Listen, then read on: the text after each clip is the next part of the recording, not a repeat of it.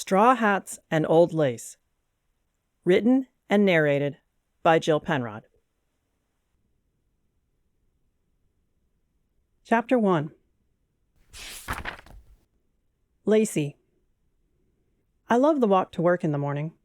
I don't know if I will in the winter, but here in the summer I tromp through an overgrown field from my little dump of a shack to the inn on the other side of the property, taking in the world as I go. I've got flowers from my garden, as well as a few natives from the field, in one hand, and I adjust my hat with the other. Sunflowers today. Sunflowers on my hat, my dress, even my shoes. When I woke up this morning, it felt like a sunflower day. Butterflies dart past me, and bees slowly migrate from flower to flower. I hope never to tire of this. Living in the shack is new, and I don't love it, but it's what I have to do to make this work. I'll do anything to make this work. When I get to the inn, I enter through the front door. Daisy always comes in through the back, but I like the front door. The foyer is wide with a curved stairway to the second floor, and from here broad doorways open to a sitting area, the dining area of the tea room, and the narrow hallway to the ground floor rooms. The first door in that hallway leads to the kitchen, and then the hall goes on to the second wing. That wing we haven't touched yet. Maybe we never will. As my gaze sweeps across the dark paneling, the cut glass windows around the stairs, and the old chandelier overhead, I take a deep breath of peace. I do it every single time I walk in. I barely remember being here as a little girl, how my grandmother loved me, how pretty she kept this place. The last time I saw it with her in it, I was 7 years old. That was the last time I saw her, and until she died and left it to me 2 years ago, it was the last time I saw the house. Walking in here fills me with the most bittersweet joy. I didn't expect to own the house one day, and it didn't take long to realize it was too big and in too bad a condition to be a residential home again. Sure, I'd love to live here with my husband and a house full of children, but God hasn't sent those yet. He did send me a house that needed work and would drop me hopelessly into debt if I didn't do something fast, like, say, open a tea room and then an inn. I still hope for that husband and his children. I still long for a beautiful home of my own. They're still the things I want the most. Some days I doubt God will give me what I want the most. I arrange my flowers in a vase on a table near the door and stand back. Perfect. Queen Anne's lace, bright zinnias, shell pink cosmos. I left Grandma's old cut glass pitcher out here last night, and I top off the vase with water, running my finger over the ridges in the glass. So smooth. It reminds me of her. But what in here doesn't remind me of her? Nothing needs dusted, because I dust every day, but I grab the supply bucket from its hidden cubby near the base of the stairs and use the ostrich feather duster to dust the table, the coat rack, and the knickknacks around the ground floor rooms, including one of Grandpa's puzzle boxes. I remember sitting on his lap trying to work the boxes, but I never got any open on my own. Now as an adult, I still can't open them, but I've tucked a few of them here and there throughout the inn, beautifully carved boxes reminding me of the family I've lost. I dust the balustrade halfway up the stairs and then head toward the kitchen, where I hear Daisy at work. On the way I run the duster over my arm and my cheek. So soft. I don't like to dust, but I sure love this duster. Adjusting one of the paintings on the way down the stairs, one that insists on sliding to the left, I leave the stairs and push open the crooked wooden door to the kitchen, taking a deep breath. It smells like heaven in here, Daisy. She rolls her eyes. I'm having a sunflower day, and Daisy is having a rose day. Deep red roses cover her sundress, and she wears a red cardigan over it because even in the summer, Daisy runs cold. She wears a straw hat with a narrow brim and a single rose on one side. Standing at the counter, she adds things to 2 trays. "Don't be cheerful," she says to me. "I hate mourning, and you know it. If we're going to have guests every day, we need to hire help. Or you need to do this part. You're a fine cook. I cannot be here every morning. This place is also creepy at night. One of us sleeps over when we have guests. Maybe from now on it should be me." I sit at the scarred wooden farm table and watch Daisy work her magic. We have 2 guests this morning, and she's made each tray special. Mr. Castleton, an elderly gentleman here through tomorrow, who's stopping on the way to visit his southern sister, gets a light bamboo tray with a ceramic bowl of oatmeal on it. Daisy has placed a tiny vase on the edge with 2 interesting branches in it. I wonder where she pulled those from. They're unusual, and I'd like some for my collection. Then Ellen Jacobs is our other guest. She's from the state next door, here for a week-long writing retreat. She writes mystery novels and says she likes to visit inns for inspiration. We recognized instantly another romantic at heart, so her tray, along with her plate of bacon, eggs, and pancakes, has a small vase of flowers and a tiny unlit candle on it. "Can you get the coffee?" Daisy asks absently. She stands back and tilts her head. I did something wrong, but I don't know what. Fruit for Ellen, toast for Mr. Castleton. Daisy shakes her head and laughs. Right, see? Morning isn't my time. Daisy, are you okay? Because you just asked me to get the coffee. Daisy turns to me in alarm. Right, stay away from the coffee. You jinx it just by standing in the same room with it. I'll get the coffee. They tease me to no end about my coffee. I hate coffee. I don't drink it and don't like the smell. I make it sometimes, and to me it tastes as vile as everyone else's coffee, but apparently I make coffee more vile than what coffee drinkers can handle. Now they don't even let me pour coffee that they make. My friends can be a little insulting. She hip bumps me away from the coffee and shakes her head. I can't believe I forgot his toast, especially after he wildly complimented our wild blackberry jam yesterday morning. I'm scattered today. So what's up, I ask. You're never scattered. She laughs. Seems I have you fooled. We should deliver these meals first. Then we'll talk. No.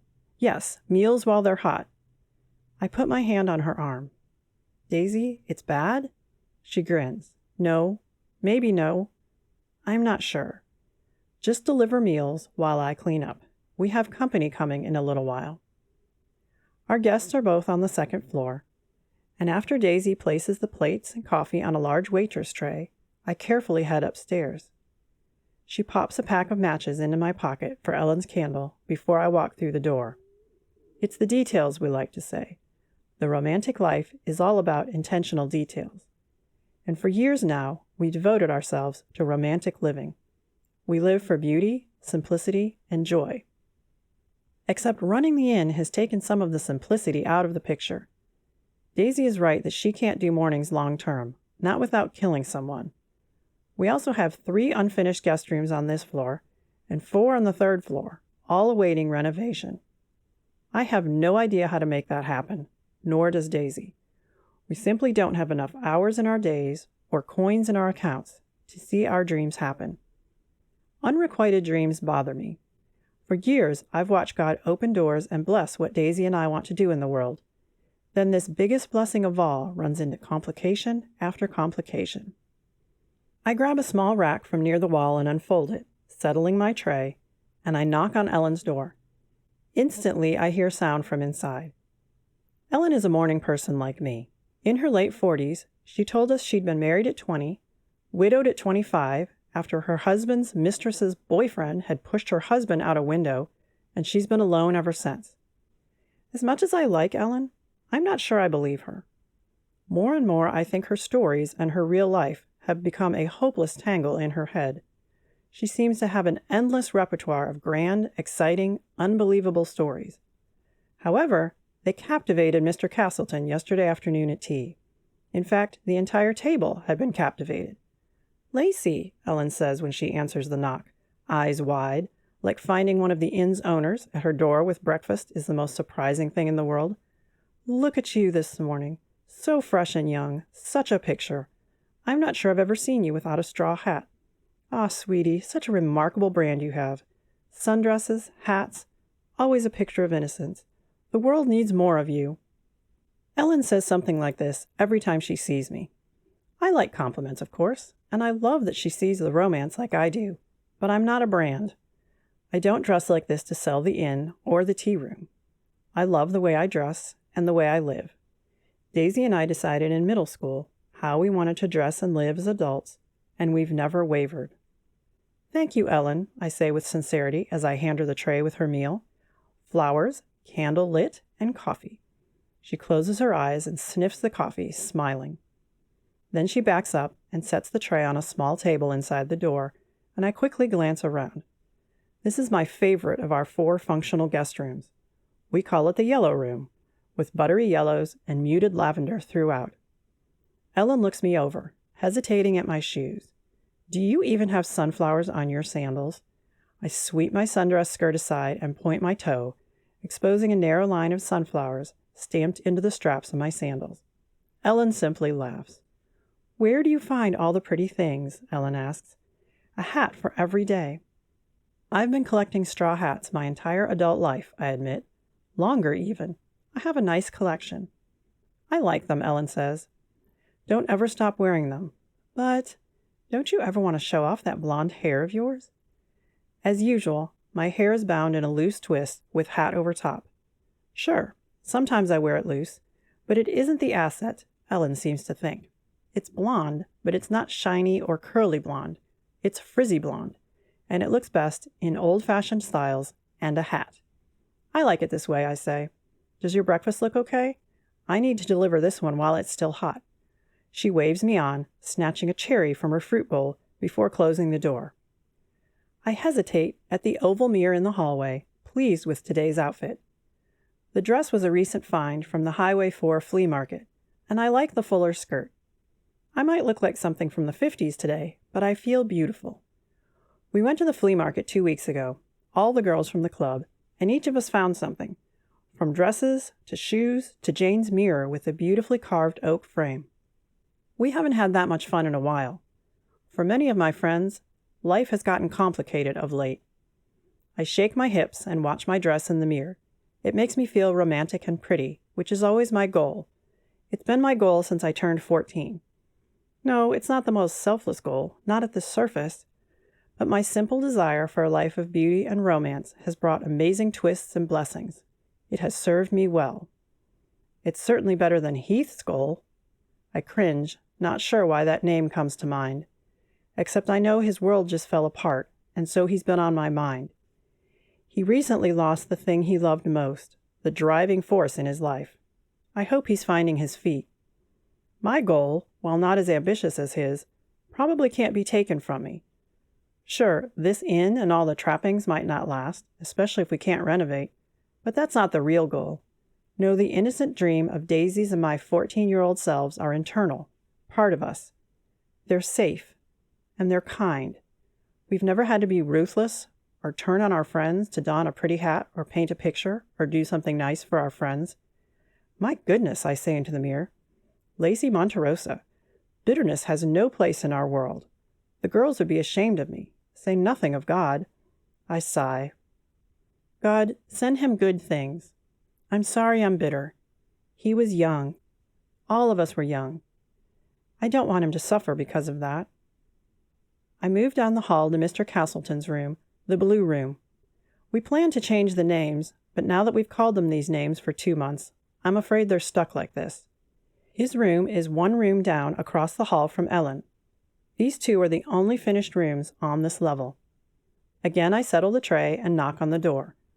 Normally, Daisy serves one meal for all the guests, but Mr. Castleton insisted on oatmeal, and he charmed her. In his 80s, the man has sparkling eyes filled with mischief. I imagine he was a heartbreaker in his younger days, because it takes a lot to charm Daisy into getting up early and making a special meal.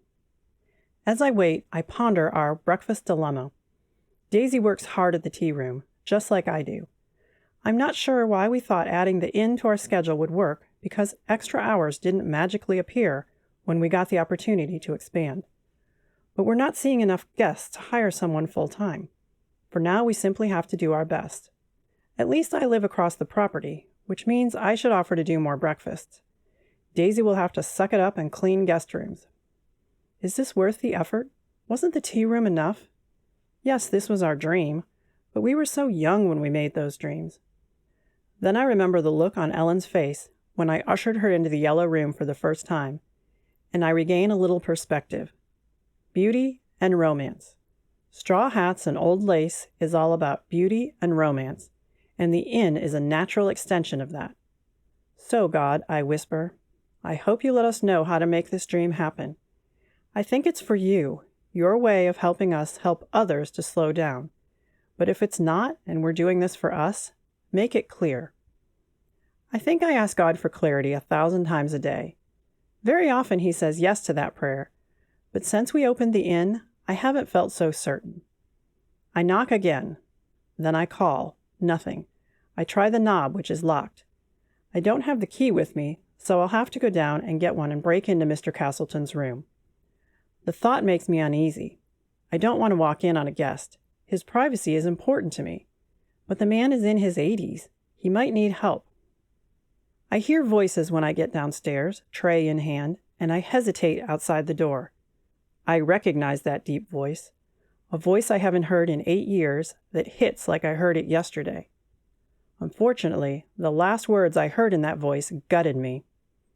I never told anyone just how much, and I'm not sure I'm strong enough to go through that door and face the voice of the gutter. Heath, I whisper. Did I conjure him by thinking of his name this morning? No, that's a crazy thought. His career was destroyed, so it makes sense that he's come home. I close my eyes and pray for strength, because only with divine help will I be able to live my life in the same town as Heath Jeremiah. Assuring myself he's just passing through, that he could never come back to his hometown without losing his mind, I push open the door. I can do this. He's sitting at the table across from Daisy, 2 files in front of him and a few pages spread in front of her. When they hear the door, Daisy closes her eyes and mouths an apology, and Heath turns to me. Yep, it's him. No fair God, I find myself thinking. Couldn't he be bald? Fat? But no. The man who left me after prom to go find his way in the world, the man who still haunts my dreams 8 years after the fact, is sitting in my kitchen discussing some kind of business with my business partner. I don't faint, but I do wish I could sink down into the surface of the floor. It seems 8 years isn't enough to take the sting out of seeing this man again. Heath sits back in his chair, looking from me to Daisy and back again. His brow furrows, just like it did years before. Not much of him is the same. He's older. The skinny teen who left town has become stronger, broader. Shadows haunt his eyes, or maybe I want to see shadows. Am I that petty? His pale hair is darker, cut short where he used to let it grow into his eyes. And his clothes? Have I ever seen this man in dress slacks and a button-down shirt outside of a school dance or a grandparent funeral? No. Baseball jerseys, t-shirts, torn jeans, sneakers. I glance at his shoes. Heath Jeremiah is wearing brown loafers. So, he says. He wrinkles that brow again. Usually that means he disagrees with something. What on earth is this man doing in our kitchen disagreeing? I haven't even said anything yet. You two still do that. Do what? Daisy asks, although we know the answer. He doesn't look like he did in high school. We do. He thought we would outgrow hats and old-fashioned clothes. That club, the Love Club. Daisy laughs. I haven't quite found my tongue yet. I hope not to swallow it. We certainly never called it the Love Club. Fine, Heath says. The Romance Club. We only called it that a few months, I say. It's time to join this conversation. That made it sound like it was all about boys. It wasn't about boys. I never got that, he said. What was it about? What's it called now? Straw hats and old lace. Wait. He wrinkles his nose, and he's 12 again.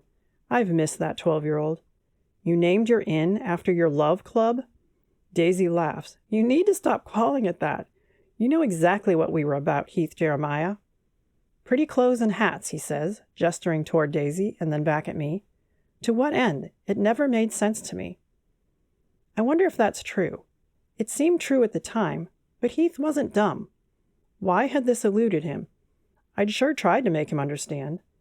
Then he'd tried to make me understand his way of thinking, too, and I don't think I'd gotten it either. We'd been doomed from the start.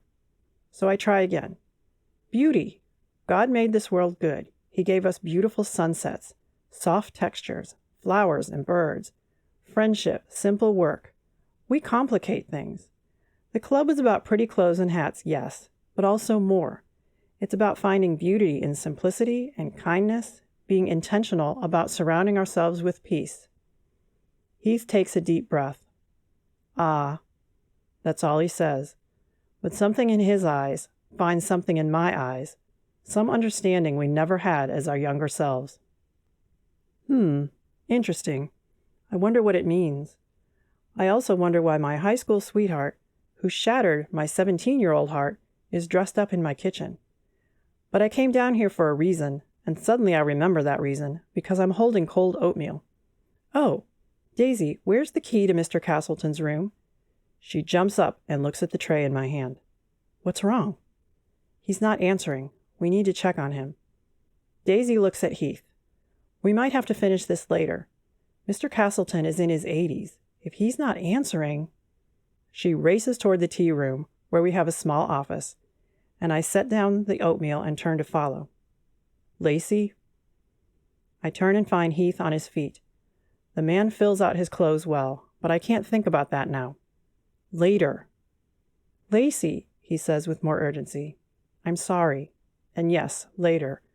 I'll reschedule this or... Do you want help? I shrug instead of answering, because my tongue isn't sure what to say. I could beg him to stay or order him off the property. I honestly don't know which is the better idea. A shrug is probably safe. I follow Daisy up the stairs. She's running, holding her hat on. I'm not moving as fast, but I'm taller than she is, so I'm keeping up. Behind me, the stairs creak as Heath follows us. He's heavier than we are, so the stairs make sounds I've never heard before. Daisy has the key in the lock when I arrive, and we stand together as the door opens. Neither of us moves, stretching our necks to peer inside. Yep, it's as bad as I'd feared. Mr. Castleton is lying face down on the bed, fully dressed. I can't see much of him, but from the color of his hands and the side of his face, as well as the feeling in the air, a strange lack of energy, I know our guest is dead. We have a dead man in our inn, 2 months after opening our doors.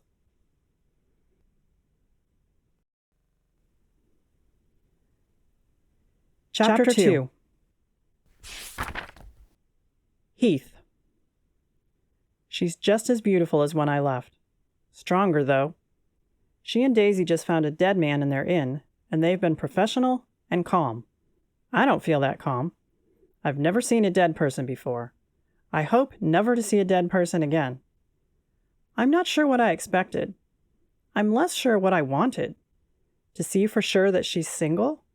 Lacey's goal in life is to be married, or it was. Is her singleness my fault? Did I want to find her married? I have no idea. I just know what I got wasn't what I expected, because I sure wouldn't have shown up this morning if I'd known seeing her would gut me. Gutted, like I didn't have enough problems.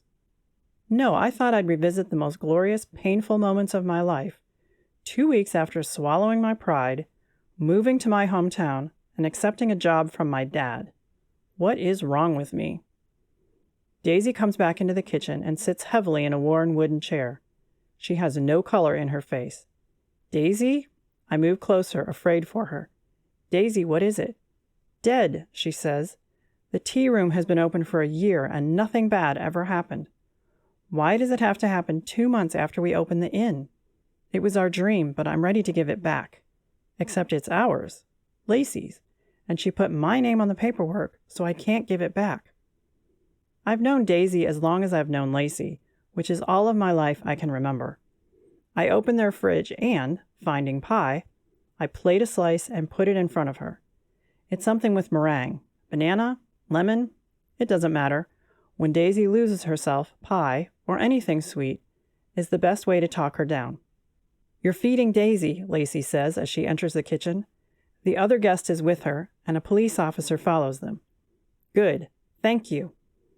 Lacey told me the other guest writes mysteries, and this lady seems excited by the events of the morning. She's older, slender, and attractive. Although it's early, she's dressed and wearing makeup like she's ready for her day. We sit down, Daisy devouring her pie, and Lacey offers everyone coffee. Daisy leaps up from her place, forces Lacey to sit, and takes over coffee duty. I hide a smile. Apparently Lacey still hasn't learned anything about making coffee. And since she and Daisy run a tea room as well as an inn, I guess she still drinks tea. When the writer and police officer have their coffee, I decline, thinking the last thing I need this morning is caffeine. The officer tells us it looks like natural causes, maybe a heart attack. He needs to ask a few questions, but he doesn't think there's any foul play here. A few minutes later he finishes, writes down the information Lacey and Daisy collected when the man checked in, and heads back up to the room, where he'll wait for the coroner. The rest of us stare at one another around the kitchen table. So, Daisy puts down her fork, and I almost expect her to lick the plate. Daisy has no willpower around sweets. Lacey is now on her feet, putting on a pot of hot water. Yes, tea has always calmed Lacey's nerves. I'd like some too, I say. Lacey's eyes widen. Tea? I'm making tea. I was thinking an herbal blend. We have a few house blends. I wave my hand. Anything. I drink tea now. Coffee isn't great on the stomach. I hate to admit I've had ulcers for a while. Trying to live my dream and then failing so miserably is hard on the body. I wonder if she knows what happened. I mean, I hope not. It's not a big baseball town, and she was never a baseball fan. Surely the destruction of a newly minted major league player halfway across the country wasn't on her radar. But Daisy didn't seem surprised to see me, so I'm afraid they know. I still don't know what possessed me to come home. I wish I'd seen him, Ellen says. She puts her hand over her mouth, eyes wide. I didn't mean that like it sounds. I write murder mysteries, but I've never seen a dead body. He was a nice man. I hate that he's gone. I don't know much about him. We talked a little, but he asked about my books. I never asked about him. It was strange, Daisy says. I expected it to look different. He looked asleep. I felt it, Lacey said. Didn't you? In the air? Nothing of him was in the air. I'm not a mystic, but that's what I felt. The absence of anything. She shudders. I don't know if she's upset or numb or sad. She's not giving much away. Lacey, who used to show every emotion on her face, has matured. I'm not sure I like it.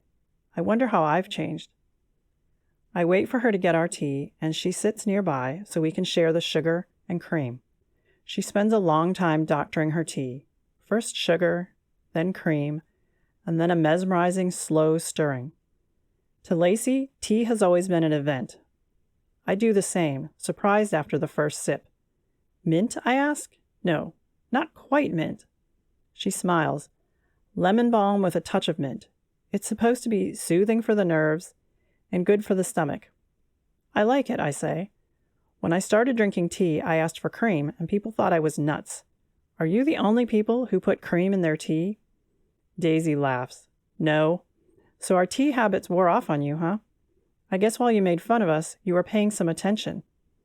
I don't take the bait, sipping my tea. I expected anger, but this isn't quite anger. I think she's mocking me. I can handle that. Lacey is ignoring me, giving me nothing more than the kind innkeeper persona. That's not as easy to deal with. I need to get Lacey alone. I need her to yell or cry or something. What I'm getting is continuing to gut me. I was so wrong and stupid, and I need someone to call me on it. I know your name, Ellen says to me, but I don't know you. Do I? This is our insurance agent, Heath Jeremiah, Daisy says. He was here this morning to look at our policy. Insuring an inn is more work than I expected. Ah, Ellen says. She looks from Lacey to me and back. I ask her about her books to keep her from asking questions, and she seems happy to tell me. She writes about murder. How fitting. The police don't leave until a coroner comes. Removing the body takes very little time, and I remain in the kitchen while it happens. So does Lacey. Ellen returns to her room to write, and Daisy says she needs to get ready for the 1:00 tea sitting. It's currently 9:30 in the morning. How is it only 9:30 in the morning? I find myself alone with Lacey, who frowns at me from her spot near the counter, where she stayed after taking our teacups. Can I have the tour? I mean, I know you dreamed about this place as a kid. When you got in here, did it feel familiar? She'd been in the house a few times as a child, but when her dad had died, her mother and grandmother had had a falling out, and Lacey hadn't visited the house since she was 7. I know this woman, and she cannot turn down an opportunity to show me around. She shoots a rueful smile and heads for the door. Did you expect to get this? I ask as we stand in the foyer. No. Grandma and Mother hated each other, so I hadn't seen my grandparents since my 7th birthday. When I was named in the will, I was floored. But I was all she had. Maybe it wasn't personal. Daisy has a confusing family history, mostly about people with money and clout who hated one another. Her dad died early on, leaving a wealthy mother who hated her wealthy mother-in-law, and yet they both chose to remain in a small town living within 2 miles of one another. I don't know what role her grandfather played in the feud, if any. Lacey never talked about him. It's nice, I say. She shoots me a sad smile. It's work, she says. Sometimes romance is difficult. As much as I work for a life of peace and beauty, I take on things that kill it. Neither Daisy nor I are great at accounting and finance. Only half the guest rooms are viable. Now we've had a death. At least it wasn't a murder. I wonder if we should have stuck with the tea room. She sighs, sad and resigned, and I want to take her hand. I remember when I had the right to do that, when her small fingers would close around mine. I was always so proud to have her at my side, even when she and her friends started with the silly hats and dresses. I never told Lacey how beautiful she looks in a summer dress. She has beautiful legs. I'm sorry, she says. I saw the play. Are you okay? She saw the play. I figured she knew what had happened, but I didn't think she'd look up the footage. Waiting to hear what happened was rough, she says. They took you off, and you were hurt, and then the game started up again like you'd never been there. It made me angry. Wait, I say, you saw it live? She shrugs. I don't hate baseball. But I'm not sure what to say. She shoots me a very small smile and leads me through the house. I'm impressed. They have a lot to work with here, including one small wing they haven't touched. Because some of the rooms are finished and some not, I can see how much work they've done. I wonder why her grandparents let the place fall into such disrepair. I thought they had money beyond the estate itself. But anyone can lose money, I suppose. Or maybe, after losing their son, they cease to care. I've been struggling with that myself, not sure how to move on since losing what I loved. So, she says as we stand at the doorway of the blue room where this morning Maxwell Castleton's life ended, what do you think? I recognize the tone in her voice. She honestly wants to know, and she's afraid of my answer. Lacey isn't sure about her choices concerning this inn. It's beautiful, Lacey. I think it represents perfectly what you and your coven wanted from your club. She laughs, and the strange tension around us shatters and drifts away. We are not a coven. You're awful. Ah, you'd be hurt if I let it go. No, I'm serious, Lacey. The tea room is cozy yet elegant. The rooms are comfortable. If you're looking for peace and beauty, you've found it. You want to see the grounds? She asks. I nod, surprised she didn't start there. For all her talk of beauty and peace, what feeds this woman the most is the natural world. I see it in every room. Flowers on tables, linens with leaves or flowers stitched into them, some botanical art on the walls. Daisy charms the guests, I'm sure, but Lacey subtly surrounds them with peace. I wish I'd realized that when I was 18 and walked away from the peace in my life. I was such an idiot. The yard is wide and deep, not much of it mowed. Instead, forest grows close to one side of the house. I don't know how far their property goes, but what I can see is picturesque. I live out there, she says, pointing across a field. It's already hot out here, and I see and hear buzzing bees in the field flowers. I can barely make out a roof from here. What is it? A shack. It's a cabin, but it's in terrible shape. I don't spend much time there. Our priority is the inn. We need to find funds to renovate the rooms. You can't run an inn that's a mix of beautiful rooms and molding messes. The tea room makes us money. It has from the start, but it's not making us a lot of extra money. We maxed out our loan capabilities doing what we've done. We're not sinking, but we can't grow, and it's driving me crazy. I want to renovate the final rooms. I think about that and wonder if she knows what I studied in school. I doubt it. When I left, I was all about baseball. I never talked about what classes I would take. College scholarships, even athletic ones, usually have an education component. Yes, I have an education, and maybe I can help her out. So, she says as we walk toward a fountain just off the front door, they've created a meandering path here surrounded by flowers. That's all Lacey. Just like Lacey destroys coffee by looking at it, Daisy is the same with plants. It's strange how well I know these girls, and it's even stranger that they're not girls any longer. Yes, I ask when she says no more. You came home. Should I say I'm sorry? I know you never meant to live here again. It wasn't personal, I said. I was heading for the majors, and this town doesn't have a team. We barely have high school baseball. It's not about fleeing my hometown. I never hated it here. So are you glad to be home? I sigh. No, not really. It will take time. It will get better when I feel better. This gets her attention. Man, the look of concern in her eyes carves another little chunk out of my heart. I'm not going to survive today. You're not well? I pat my shoulder. The play that wrecked my career also wrecked a few parts of my body. But honestly, that's not why I'm no longer playing. I've not been honest about that with anyone. Just pain. It won't heal completely, but it will get better. She donned her hat before we came outside, and she pushes it up on her head. I clearly see her face and the deep concern in her eyes. I need to get out of here before I'm undone. I'm so sorry, Heath. I know I was angry, but I never wanted that for you. I know. I didn't think you were here putting pins in voodoo dolls to wreck my life. This gets a chuckle. She has the best laugh. No dolls. I got over my anger. We were so young. Why does God let us make life decisions when we know so little about life? I guess to keep us coming back to him, I say. She raises her eyebrows. So you kept up with God? Faithfully, I say. I made some huge mistakes, but that's one thing I got right. Didn't make me the most popular guy on the team, but I wasn't alone either. So you're back at Coon Valley Bible Church? I am. I haven't seen you. Just how long ago did you come back? I was here last Sunday, but I'd just arrived. I took the day to regroup. She shakes her head. I'm sorry. Insurance, so you're working with your dad. I'm not a bad agent, I say. It's not my dream, but I understand it. I'm honest. I can make it work. She smiles. I'm sure you can. You and Daisy were having a meeting. We should finish that, right? We should. I have another appointment later this morning, and then you all have tea, right? When do you serve? We have a 1 and a 4 o'clock sitting. We do pretty well. We keep the costs low enough that we attract some regulars.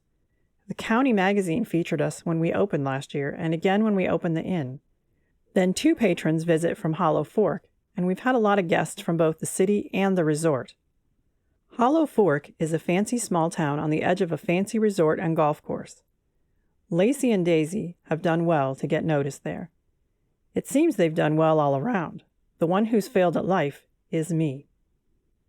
8 years ago, I walked away from Lacey so I could take a baseball scholarship and pursue my dreams unencumbered. Now I'm back, having failed. Lacey had no dreams except to wear pretty clothes and hats, and yet she succeeded beyond expectations. Yes, I am definitely an idiot.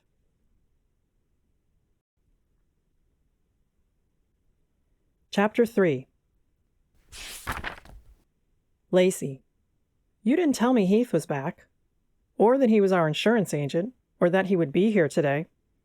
I sit across from Daisy at the farm table in the inn's kitchen, waiting for the last of the fresh bread to come out of the oven. The first sitting is 3 hours from now, and we're behind. We'll make it in plenty of time, but I'm rattled and out of sorts. At least you look beautiful, Daisy says. Yellow is your color. It's a good thing we always dress to shine, isn't it? She laughingly primps her hair, and I can't stay angry with her. She's been my best friend as long as I can remember. We started the romance club together, changed it to straw hats, chose other girls to join us, both skipped college and worked at Jane's grocery, then went into business together when Grandma left me the house. We're in this for the long haul, so I'll forgive her. I'm sorry, she says. I didn't know he was in town until I got a call from Mabel that he was coming to look at our policy. He's taking more of his dad's accounts so his parents can slow down. They're getting older. I should have let you know. I planned to let you know, but he showed up early, and then we had a death to deal with. Not a normal morning around here. I know. I sigh. It's okay. Is it? She leans forward. You were thinking bridesmaids, and he was thinking baseball. I know your dream was to get married. Still is. And yet you've not worked to make that happen since Heath left. He's a scoundrel, Lacey. I laugh. The scoundrel had shown up today in loafers. I guess all of us grow up eventually, even the scoundrels. So, what do we do about the room? Daisy asks. Someone died there. Do we act like nothing happened? First we have to collect his things, I say. I'd offered to do that. I have no idea who's responsible for a person's belongings when they die in a hotel, but it seems like we should do it. Want to join me? Because I know that room isn't haunted now, but I'm not sure I want to go in there. She laughs, but when we get to the door, she takes my hand and shrugs. Not haunted, she says. Okay, let's do this. Mr. Castleton only had a small suitcase, and after a thorough sweep of the room, we discover he was very neat. Everything he'd brought was either in that suitcase or on the sink counter. So this is it then, Daisy says, zipping the suitcase. What now? Frank said he'd get us the address, I say. Frank, the police officer, suggested his sister will get the belongings, but we'll have to wait to see. For now, we'll store it downstairs in the supply room. Daisy looks around the room for a long, silent moment. She opens the curtain, and sunlight streams into the room. Look, she says, leaning down. Something is caught in the drapes, and she holds up a small knob. It looks old, like maybe it came from the old kitchen. We remodeled the kitchen first. However, we've vacuumed this room since then, many times. Is it ours? She hands it to me, and I pocket it. I don't know, but we still have many of the old parts, thinking we might refinish a few things. I'll head to the attic later to see. Coon Valley isn't tiny. It's home to almost 20,000 people. But sometimes we have a small town dynamic going on, and today that's clear when 5 extra people show up for our sitting. We take reservations, not walk-ins, but Daisy is a pushover, so she cobbles together extra settings and gets tea, sandwiches, and desserts for the crowd. Almost everyone asks us about the death. Sadly, some of them seem disappointed it was a natural death and not a murder. Murder is unheard of in Coon Valley. Our main industry is farming, and I've heard it said we have more livestock than people. I don't know if that's true. I always lived in town, so I sure see more people than cows every day. Even out here on Grandma's property, which is surrounded by farms, I see trees and people more than cows. When the sitting is over, Daisy finds that 8 more people have made reservations online for the 4 o'clock sitting. I'm tired of talking about Mr. Castleton, Daisy says. She looks teary. I stand behind her and adjust her hat, fluffing her pretty dark hair. He was a nice man. Yes, he was old, but that doesn't mean it isn't sad that he's gone. He was dressed. Was he getting ready for his day, or did he die before changing clothes last night? Did Ellen and I spend the night in a building with a dead man? I haven't thought about this. Nobody gave us details, and I'm not sure I want details. Cleaning up the first tea sitting and preparing for the next keeps us busy enough that I don't think much about Mr. Castleton for the next couple hours. However, I do think about Heath Jeremiah. He had been a jerk about leaving. I want to hate him. But when I'd seen him and heard his voice, I didn't hate him. Daisy says 15 minutes before our late afternoon tea. About the guest list. I raise one eyebrow and she laughs. She's always wished she could raise one eyebrow. What did you do? She laughs again. I didn't do a thing. But Mr. Jeremiah is on the list. Your old flame is coming for tea this afternoon. If you want to visit with him, I can take over. I roll my eyes. Why would I want to visit? Why are you playing matchmaker? You just called him a scoundrel. We were young, she says. We're different. I'm not who I was in high school. Are you? With a frown, I shake my head. So maybe he isn't either. How is he doing, Lacey? He lost what he loves the most. I know you care. You pretend you don't, but your life goal is to get married and have babies, and yet since he left, you haven't looked at men. I look at men, I say, and she laughs. Okay, you don't close your eyes and run, but you don't open your eyes to possibilities either. I don't need to sit with Heath and hold his hand while he drinks tea, I say, but I do wonder how he's doing. Maybe I'll sit for a minute. She says nothing more, and patrons trickle in. Coon Valley is an old agricultural town, so we have a fair number of older residents, many of whom love tea. A few show up once a week. some more. Today the room is different, filled with younger folk, all curious about the death at the inn. I hate that I'm thinking about PR right now, but apparently having a dead man at the inn is good for the tea business. When Heath steps into the room, he's changed his clothes. This is the 4 o'clock sitting, and apparently he's done with his workday. I watch him arrive, staring like I have no manners, until Daisy bumps my shoulder with hers. "Good thing you're over him," she says smugly. I roll my eyes yet again and watch her seat him. I'm not ready to approach yet. I have to get my heart and mind back on the same page concerning Heath Jeremiah. In his suit and loafers, he was a stranger. I didn't have to wander down memory lane with the man. But right now, in a t-shirt and jeans, sneakers on his feet, he's my Heath again. Most people dress up for tea, not down, and I hope he isn't trying to win me over by looking like his old self. Daisy makes me serve him, and I nod and place the steaming teapot on his table. Everyone else has come with a guest, so Heath looks a little out of place at his table alone. That's what I tell myself when I sit down. I want him to feel like he belongs. "Hey," he says, eyebrows up. "Anything new with your dead guy?" "Really," I say. "That's not very respectful." He laughs. Oh man, high school hits like it was yesterday. "Sorry. This place is nice. You like this life, don't you?" "I do," I say. "Heath, are you okay? I mean, the news was pretty closed about what happened. They said you'd recover and play again, and then you were off the team. You came home. I didn't think you'd ever come home." He absently stirs his tea, and I think we need sturdier cups for our large, athletic patrons. The daintiness of everything here looks so wrong when he touches it. Romance isn't only for women, and I need to think that through. The whole inn needs to soothe not just the tired souls of women, but also men. I suspect, from the look on Heath's face, that I'm dealing with a very tired soul. My heart, the big traitor, goes out to the guy. "Yeah," he says, "I could play again.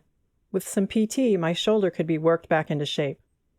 Most guys hurt on the field wreck their knees, shoulders. I took a cleat to the gut. Full cardiac arrest by the time we got to the hospital, mostly because of blood loss." I lean back, surprised. I'd had no idea. Why did the news black that out? "I healed. I did. All my insides are back where they belong. But it was rough on my parents. Rough on me. Maybe it's PTSD, but I couldn't get myself to relax on the field, and they let me break my contract. I was never going to be a star in the pros anyway." I blink because this man in front of me doesn't sound like Heath Jeremiah. I glance down at his side where he's absently placed a hand, unconsciously protecting the site where he'd been hurt. "I'm sorry," I say. "Is this your final goal? Insurance salesman with a family business?" He looks angry. "Isn't that what you wanted?" I shake my head. "No, not if it makes you unhappy. I wanted you to stay, or I wanted to go with you. I didn't want you broken." "I'm not broken," he says, hackles up. I know that look and that tone. I should probably get up and help Daisy, because Heath is upset and I can't fix that. Only time settles these moods. "Okay," I say. I don't get up. "So, any problems with our insurance?" He grins at my change of subject, and I relax. "No, I didn't come to check up on my dad's work. You have a good policy, and the price is right." "The price is too high," I say. "It's fair, but we need more guests. But we can't do that until more of the inn is renovated, and we can't do that without more income. We're in a catch-22. He smiles at the phrase. "Are you asking for help?" "What? No. How can insurance help me?" He laughs. "You have no idea what I majored in." "Sorry. I forget how much time passed, that we lived separate lives.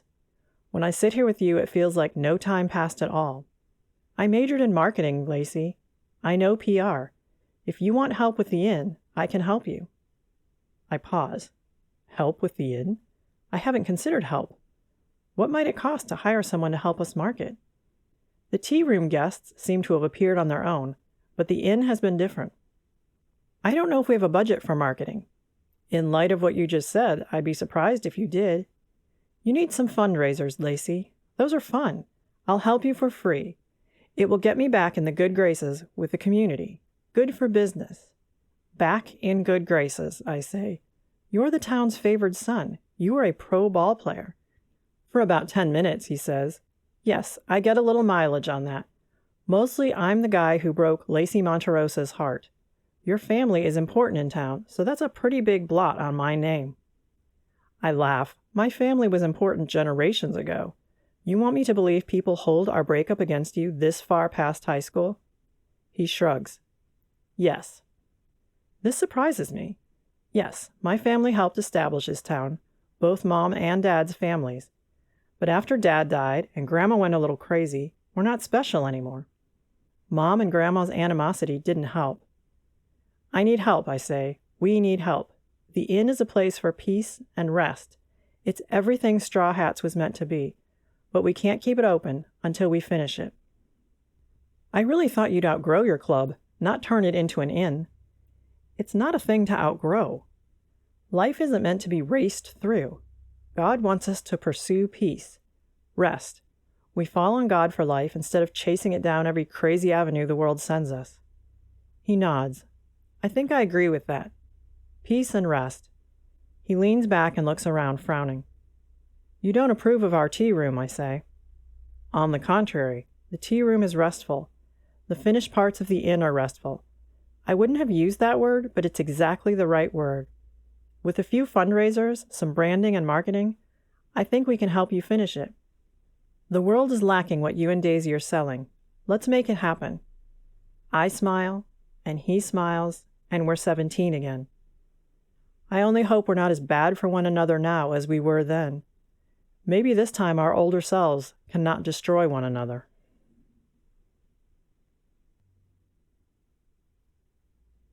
Chapter 4. Heath. You don't look happy, Mom says as I close the door behind me. She and Dad are working late tonight, which is unusual. They're putting in extra hours organizing files because they want to leave more of the business to me.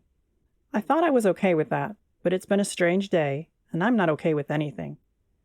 I put my hand on my side, which hurts. Phantom pain, something that's followed me since the day of the accident. My body is certain it's still dying. But in reality, it's my heart. I'm fine, I say. My parents and I aren't close. Even living in the same little town and working at the same job hasn't changed that. Where's Dad? In his office. I didn't expect you back in today. Don't start with overtime yet. Do a better job with your time than your dad did. I sigh. Dad was a workaholic. I guess I was too, but I won't ever be a workaholic at this job. I'm here to do a little research. I don't have internet at the house yet. You should have found a place closer, she says. Why do you want to live in the woods? Peace and quiet, I say. I walk to the other office and sit at the laptop. Fundraisers for inns that need renovations.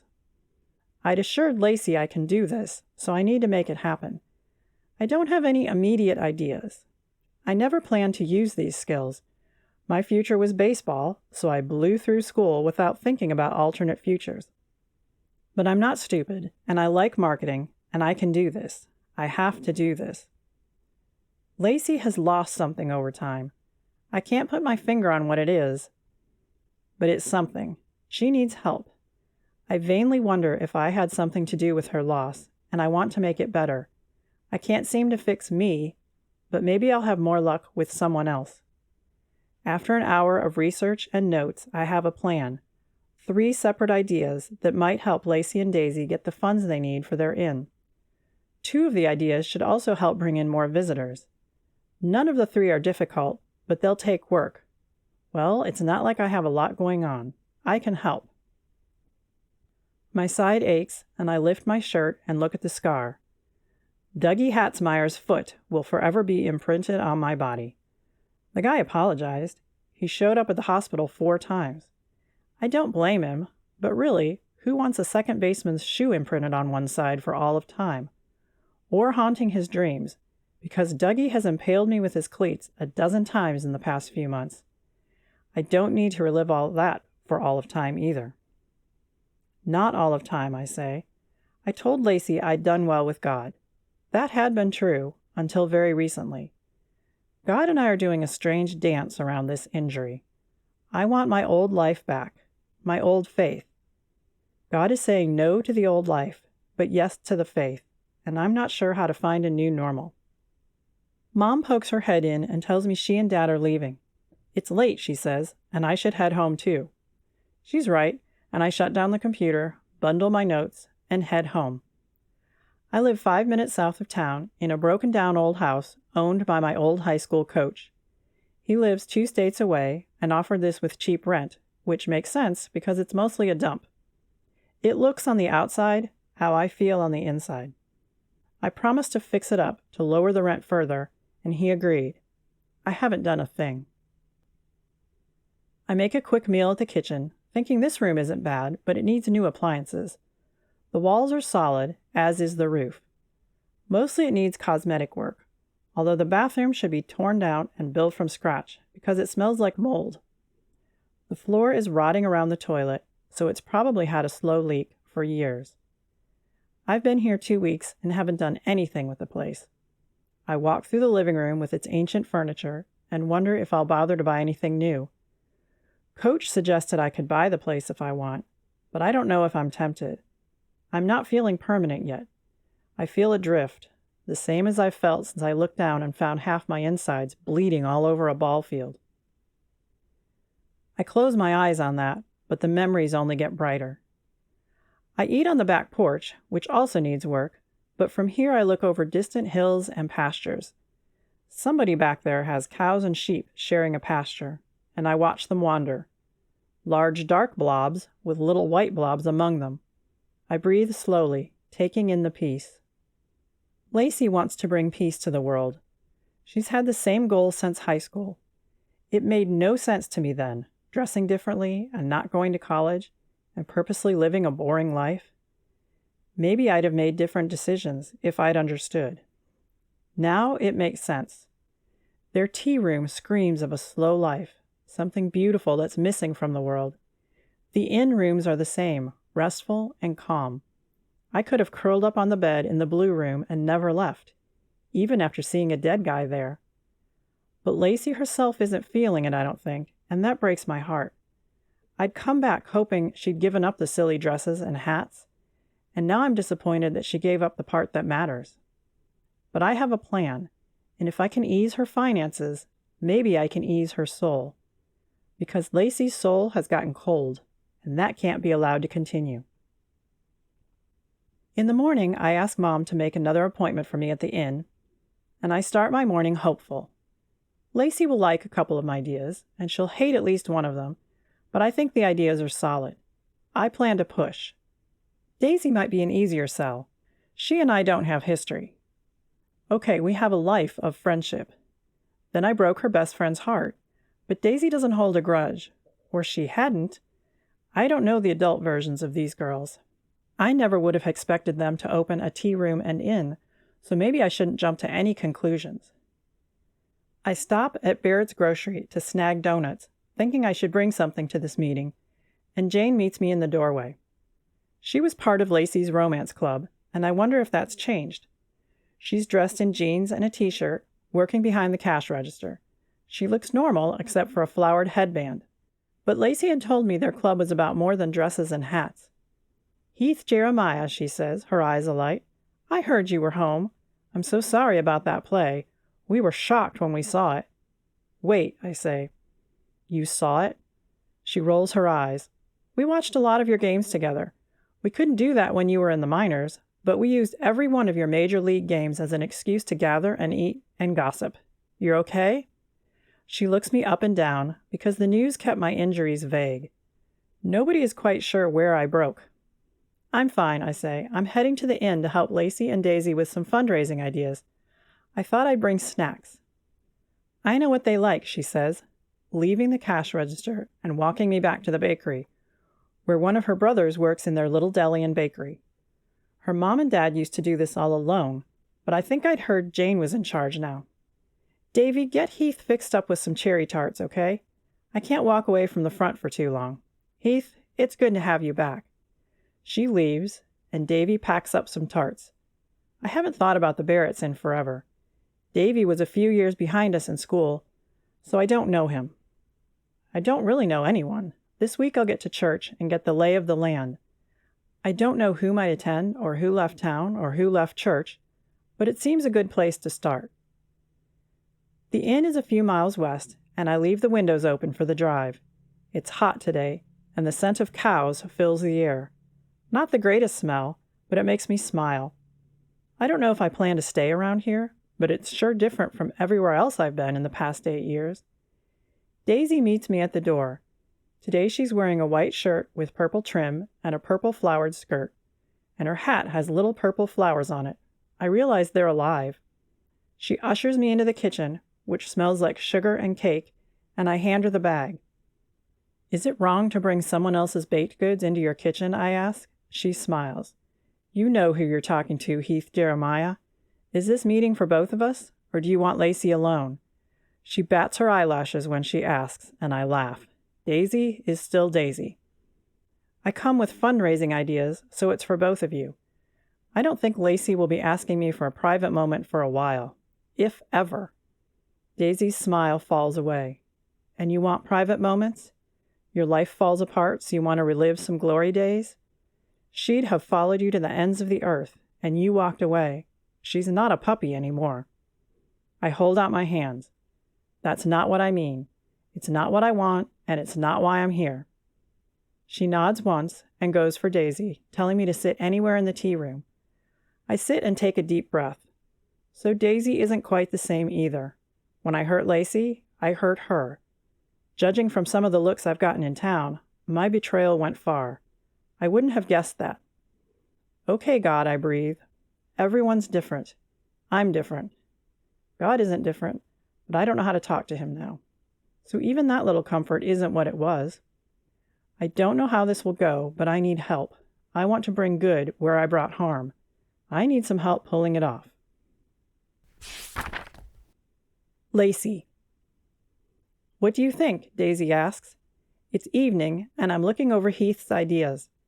The tea room was busy today, as people again showed up to speculate about Mr. Castleton's death.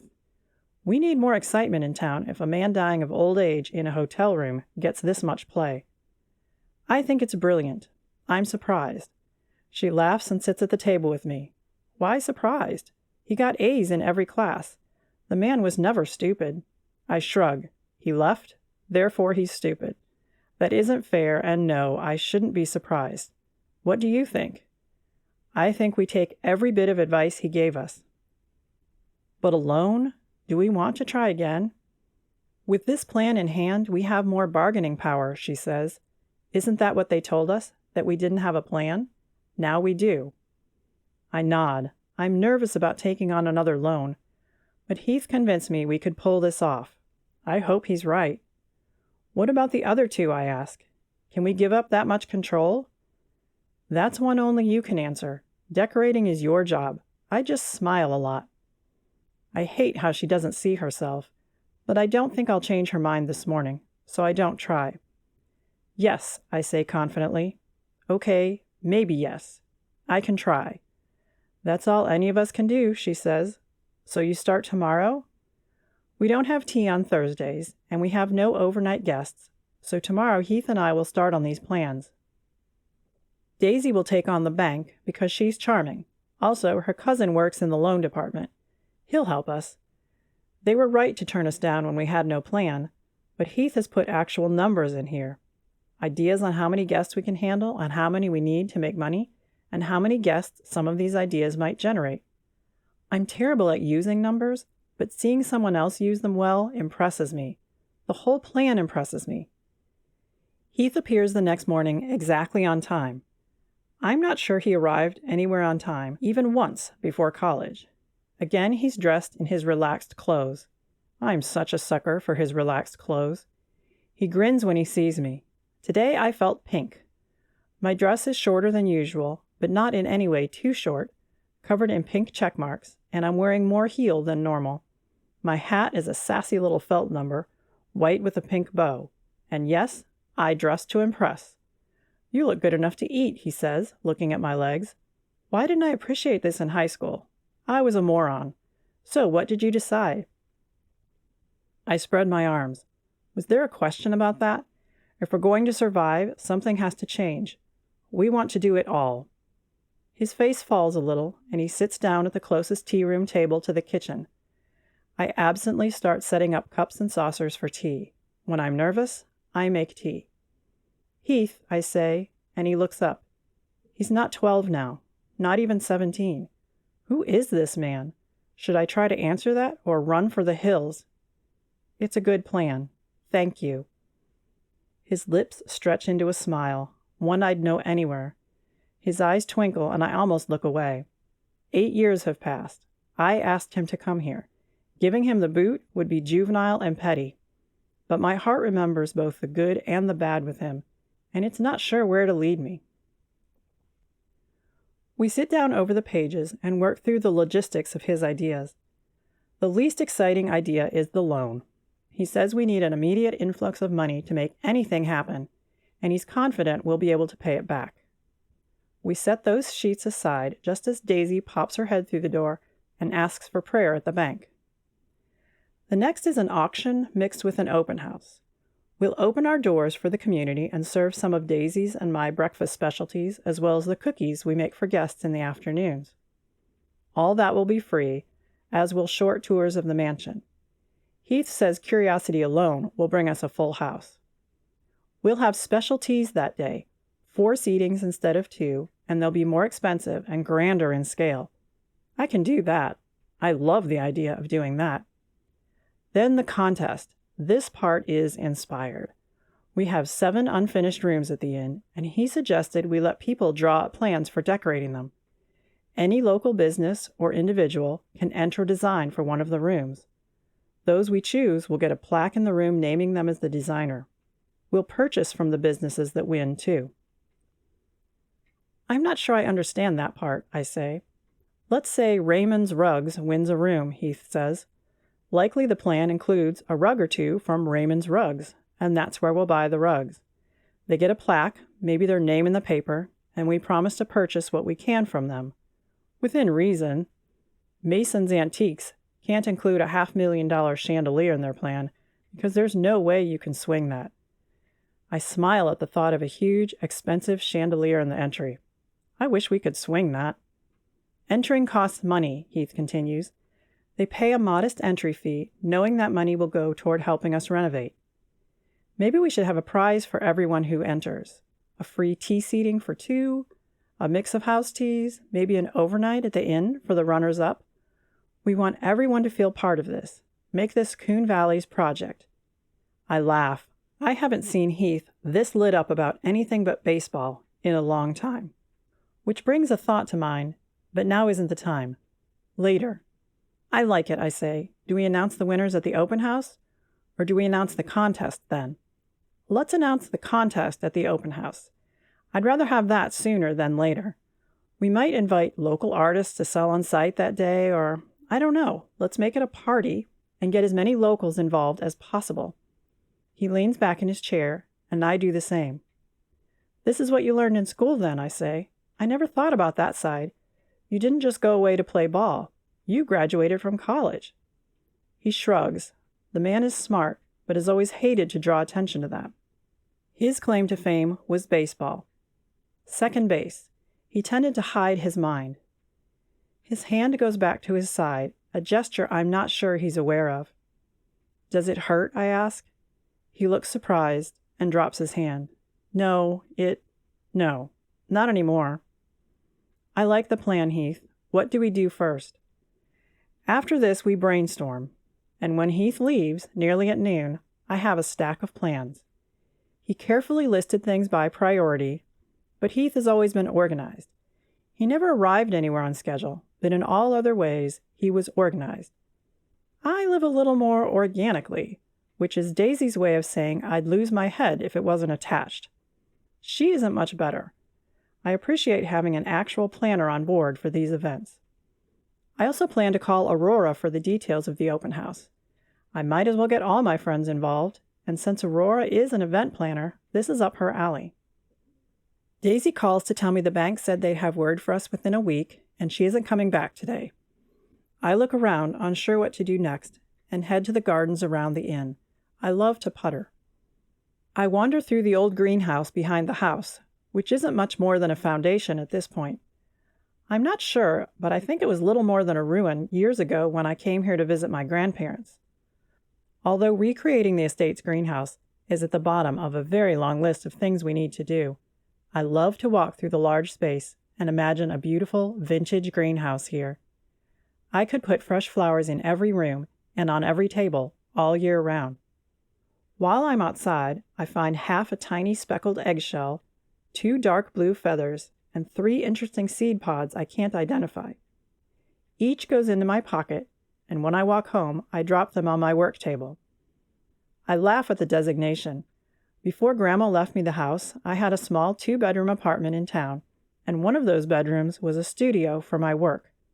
I'm not an artist exactly, but I love to play with all the natural things I find outside. I attach them to canvas and frame them, add them to lamps or old wooden frames, fill jars with small stones or eggshells, and otherwise mess around until I find interesting ways to display things. I don't share it with most people, although each of the inn rooms has something of mine in it. My favorite is 5 feathers, all different colors and sizes, matted on an off-white board and framed with a rustic wood frame. I built the frame from an old board I found here behind the shack. In the shack, I work on the dining table, which is the only table in the tiny house. I have a bedroom, an open kitchen with the dining table and a sofa and computer in one corner, and a bathroom. I've tried to add touches of beauty and whimsy, including jars of wildflowers and 4 small potted plants, but it still looks like an old shack. I don't know what I'll do come winter, because this place won't stay warm, just like I can't get it cool now. But I needed to cut my budget, and here it was on the property, so I moved in. I glance at the painting on the wall and smile. He wouldn't like knowing I still have this. I wonder if he's given any thought to this talent in the past decade. I would guess no. Rising, I move to touch the oil painting because God has put an idea on my heart. It hit at the inn, and it surprises me. Really, I whisper, do you think it will help him, God? Because Heath is haunted, and I'd love to help him. But help me take care of my heart, because I don't know if I can handle him trampling it again. Chapter 5. Heath. The church hasn't changed in 8 years. I'm not sure I find that comforting or depressing. The building looks a little older, and the cobwebs in the corners are a little bigger, but everything else is the same, down to the tired, threadbare carpets in the basement Sunday school rooms. I walk in alone, but that's how I've walked into church for years now. I look around, trying to place people, wondering if I'll remember anyone. I suspect many of them will know me. Some will want to talk baseball. Some will be impressed that I played a few games in the majors. Some will frown at me for leaving Lacey Monterossa behind. Some won't know me at all, and I wish I could find those people fast and never have to deal with the others. Pastor Miguel Ricardo stands in the front, an older man who's always been an older man.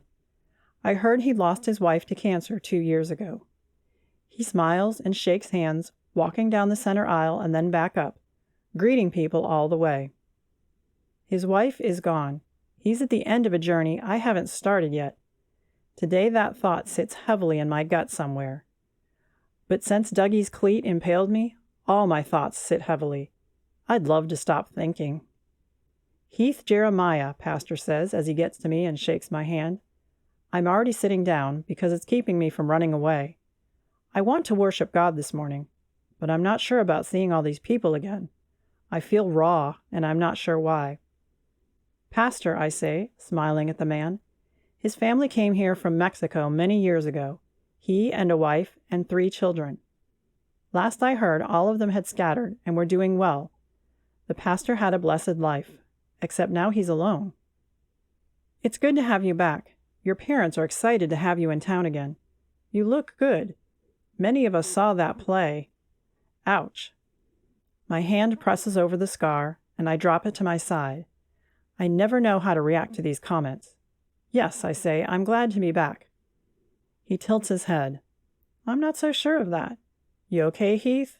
You and God? Working on it, I say. He nods. A near-death experience is no trivial thing. I raise my eyebrows in query, and he laughs. Your parents called me for prayer. I didn't spread it around because they asked me not to. Your body is healing? Better than the rest of me, I admit. That I understand. Come see me sometime. I'm happy to talk it over with you. Oh, another thing your parents shared. The pastor purses his lips and grins. I'm about to ask you for a favor. Is it too early? Do you need to settle in? Depends on the favor, I say. I've always liked Pastor Ricardo. Maria kept the church books. After she was gone, my youngest did it, but he left a month ago for a job. I'm so proud of him, but now the books are in my hands, and I can barely count to 5 on my fingers. I laugh. You're looking for a church bookkeeper. That's a pretty big favor. He rolls his eyes. I know. We can pay a little bit. We're not a huge church. I'm the only employee, although we'll pay you, and we pay Gracie a little bit to work in the nursery. We don't have that many expenses, but still, I need help. Tomorrow I'll look over my schedule, and we can figure something out, I say. I have to say I'm flattered to be asked. I didn't know my parents thought about me beyond my baseball skills. I'm surprised when anyone sees past my baseball skills, because I personally forget to look past them. Good man, the pastor says, gripping my forearm and then moving on.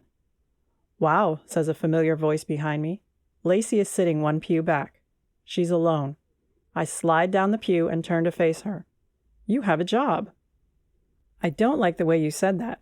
Is it a horrible job? Did he just misrepresent what he wants me to do? She laughs. Today she's in blue, with small flowers on the dress, blue lace and white flowers on a straw hat, and a blue sweater, because the church has 2 temperatures, broil and freeze. This is summer, so it's always freeze. We practically need shorts in here in the winter, or we did years ago. No, she says. No, I think the pastor isn't lying to you. Good for you getting involved. My hand finds its way to my side, and I drop it again. I'm not sure why it goes there, but I need to make it stop. Lacey watches the motion and furrows her brow.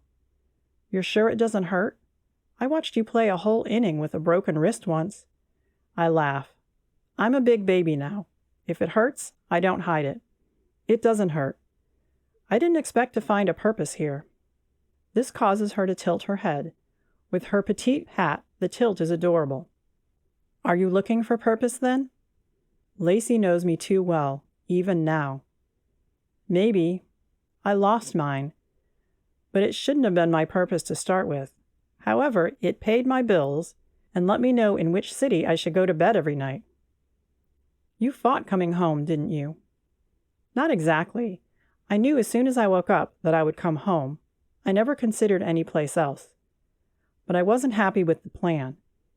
It isn't that I feel like I failed, but... No. It's exactly that I feel like I failed. I could keep playing, Lacey. What's wrong with me that I let fear drive me back here? She sighs. I don't even know where to start. Maybe this has nothing to do with baseball or fear. Maybe God simply sent you home because this is where you belong. I shake my head. How can that be? I don't know people. They don't like me. What makes this place different from any other? She leans forward and puts her hand on mine. I grab her fingers, which I have no right to do, and she grips my fingers in return. Come have lunch with me. It's okay, Heath. Look how fast you're finding your way. You and I have a project, and the pastor wants your help. Both of us need you. The word hits somewhere deep. In ball, I was wanted sometimes, but being needed? I walked away from a contract, and those who'd made that contract didn't fight me. I was replaceable. All athletes are replaceable. We age, break, wear out, and younger blood moves up. Do the pastor and Lacey really need me? What if I fail? Okay, I say.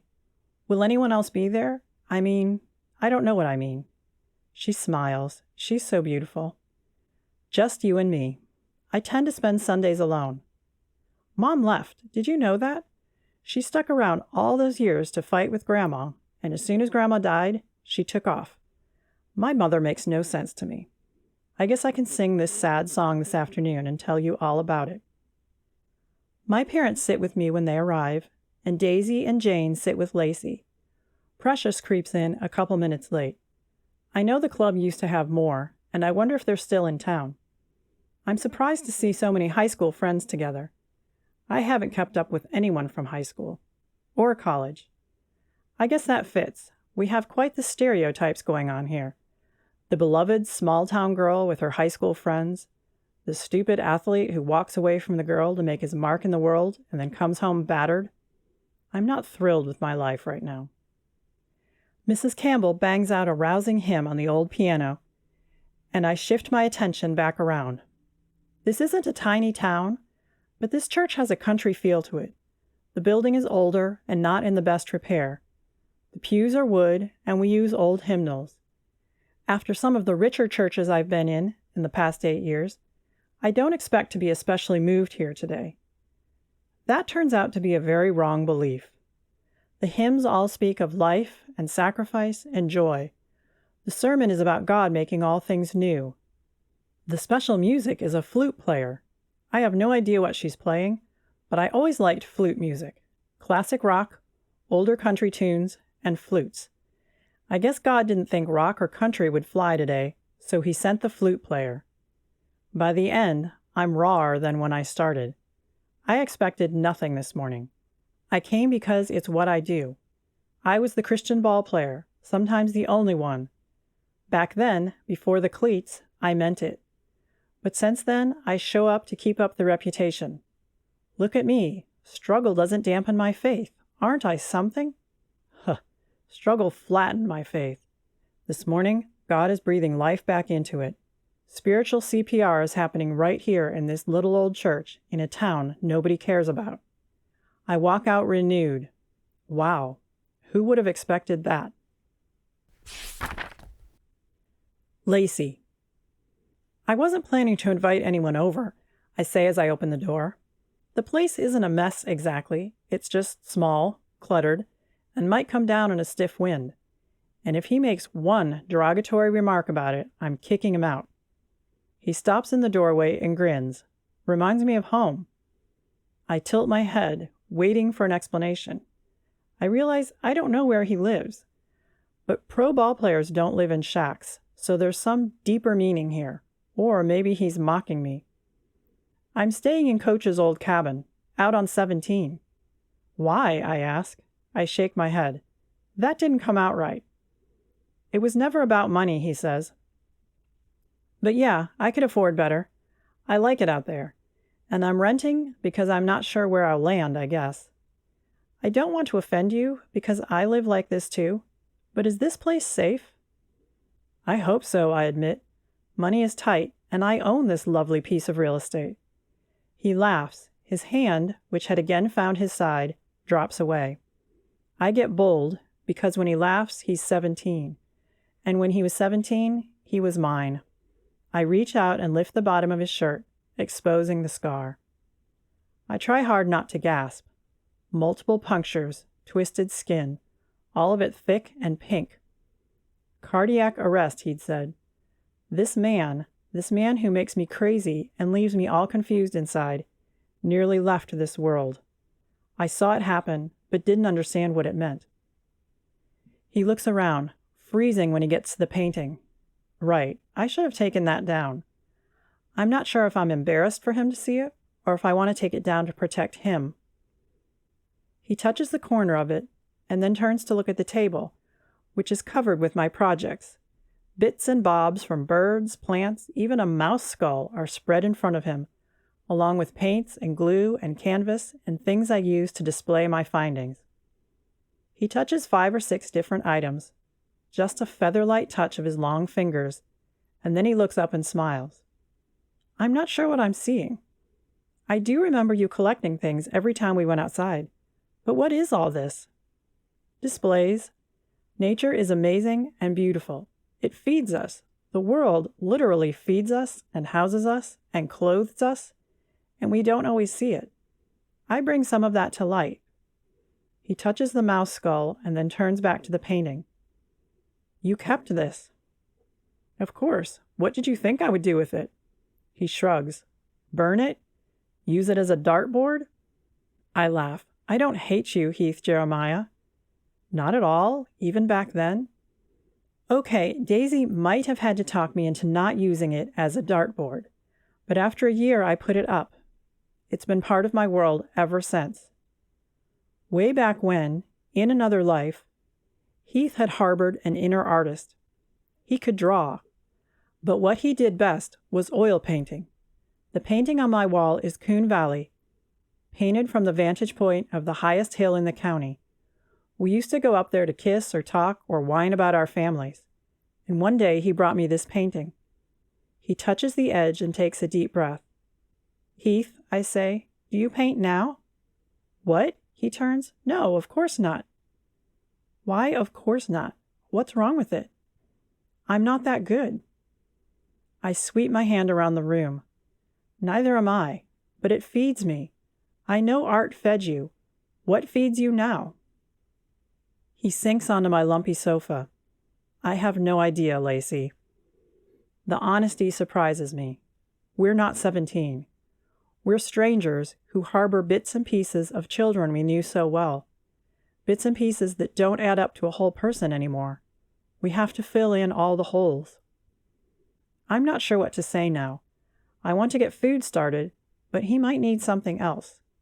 I don't know if I want to give him anything else. I'm not sure why I invited him. If my heart had eyes, it was rolling them. It knew exactly why I'd invited him. I sit down at his side. I'm sorry, Heath. I'm sorry you lost baseball.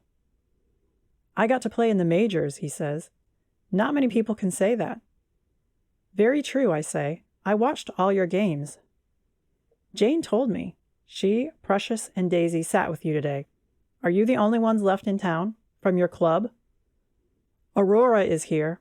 She attends church with her grandmother on the other side of town. Laurel left. Did you hear that story? He nodded. Laurel had turned on everyone and run away from town soon after graduation. Nobody, not even her family, knows what happened to her. And Sophia, he asks. Big city, big job. We all knew she wouldn't stick around, but she keeps in touch. Don't tell her I said this, but I think she's smaller town in heart. Do you keep up with anyone? He shakes his head. Not a soul. I barely talk to my parents. You once said I should live in the moment, not in the future. I guess I learned that lesson well. I lived in the moment and didn't take anyone with me from one moment to the next. He's melancholy this afternoon, and he keeps looking at the painting on the wall. Do you want to paint? I ask. What? He looks shocked, like I asked him to get naked in my kitchen.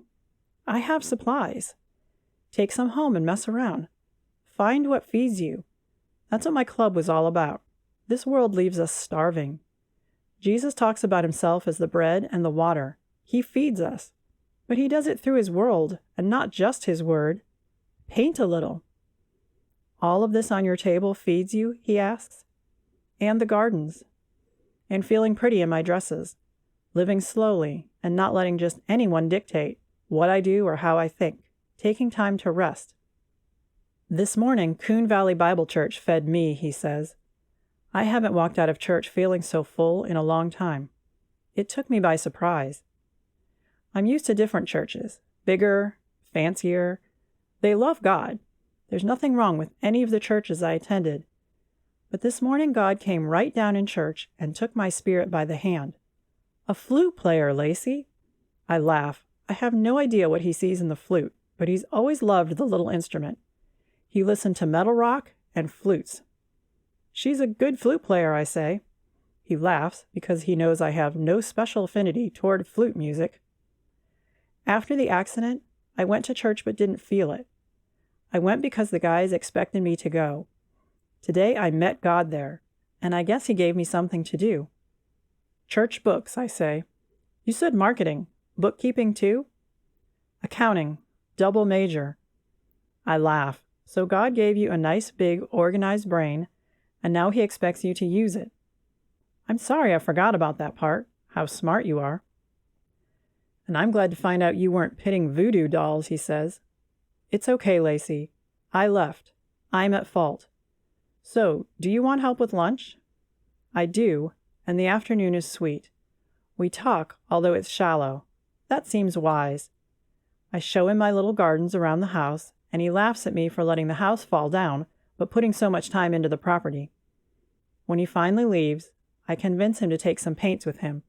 I have acrylic and not oils, but it will do. Heath Jeremiah needs to find what feeds him. It might not be painting anymore, but whatever it is, it will be worth the search. Chapter 6. Heath. I wasn't expecting you. Lacey opens the inn door and lets me in, and I take a deep breath. I like it here, which might be why I hatched the plan to show up today. I thought I'd see if you had that flyer yet. I can drop it at the copy center if you want. I know you have that extra seating today. She smiles. This morning's colors are yellow and gold, with a narrow gold band and a single white daisy on her hat. I have it, she says. Thank you. You think we can pull this off in 5 weeks? We want to take advantage of the warm weather, I answer. She leads me toward a little office and hands me the flyer for the open house. She and Daisy worked on this together, and the truth is, neither one is very artistic. Not in a 2-dimensional medium like a flyer. I know, she says, laughing. I could glue feathers to it, but I can't do much else. You want to try? Do you mind, I ask? What am I doing? I haven't done one artistic thing in years. The paint Lacey loaned me is still in the bag on my kitchen table, mocking me. No, I was about to head to the attic. If you have a minute, you could join me, because it's spooky up there. Why are you going, I ask, following her.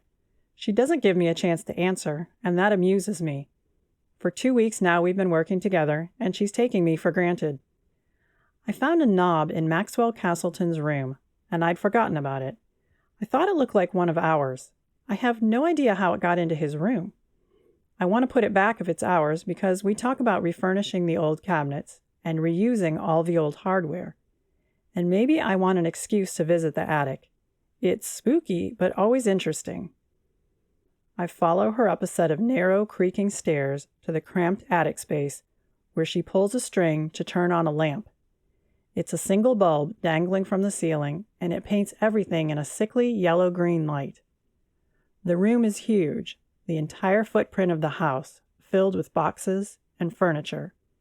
As she moves, clouds of dust billow around us, and I sneeze. Sorry, she says. She looks down at herself. This isn't the best outfit for traipsing around up here. Do you even own jeans and a t-shirt? I ask. I sneeze again. Probably, she says. She backs up until she's pressed against my front. Maybe I'll do this later. Where are the kitchen cabinets? I ask. I understand your love club ideals, but why can't you be practical sometimes? Practical, she says. I'm fine. I garden dressed like this. I can do anything dressed like this. I'm not in costume, Heath. I'm living a life with my own style. I cringe because I'd once said that to her, accused her and her friends of dressing in costumes instead of being themselves. This from the guy who dressed in a baseball uniform for 8 years, completely losing his own style. Maybe I never had a style to start with. Angry, she marches across the attic and disappears behind a stack of boxes. Another light comes on with a click, and I find her standing in front of kitchen cabinets, the lamp string swinging overhead. Look at this, she says. A box sits in front of the cabinets in the light, an open box. She crouches in front of it and sifts through the contents. It's papers about the employees. Grandma's old employees. I wonder if Daisy was looking for this. She has the knob in her hand, and I take it from her and hold it against a knob on an old cabinet. They match. So why did Castleton have this on his person? He had to have come up here. Was he looking through old boxes? Here, she says. Look at the list, Heath. Castleton. This maid's last name is Castleton. She holds out the sheet and continues to dig in the box. I sneeze yet again. Let's take this downstairs, I suggest, since it appears I'm allergic to this attic. What about the knob? It matches. But where did it come from? It's a good question, and we realize it came from above the box. Maybe Castleton dislodged it when he moved the box into the light. That doesn't explain why it ended up downstairs with him, but I figure some things we'll never know. I hoist the box and head for the stairs. Lacey turns off lights behind us. "Don't set it in here," she says when we get to the bottom of the stairs. "It's a mess. So am I."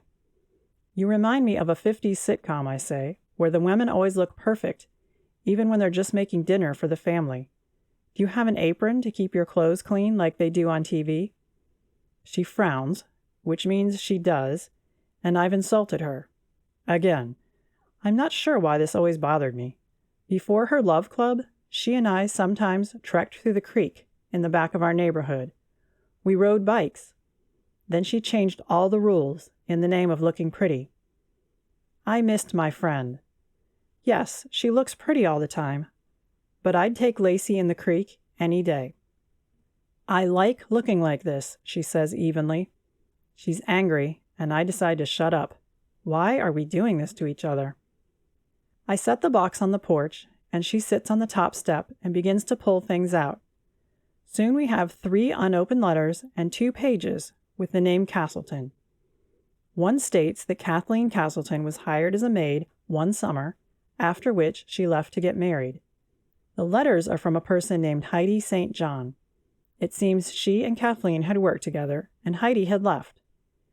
She asks whether Kathleen had found the treasure in the attic, and then asks about Alex Harrison, whose name is on the other pages. Alex was a kitchen boy who was hired before and left after Kathleen. Along with the letters about Kathleen Castleton, quite a few other unopened letters and a few personal effects are in the box, seeming to belong to quite a number of people.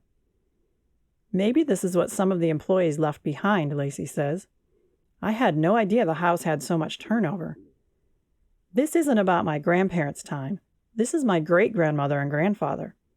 I know almost no history of them. My mother refused to talk about them once my dad died. Mom met my great-grandmother, but she died before I was born." I look over the letters. "Treasure? Did you know about a treasure?" She laughs. "Of course not.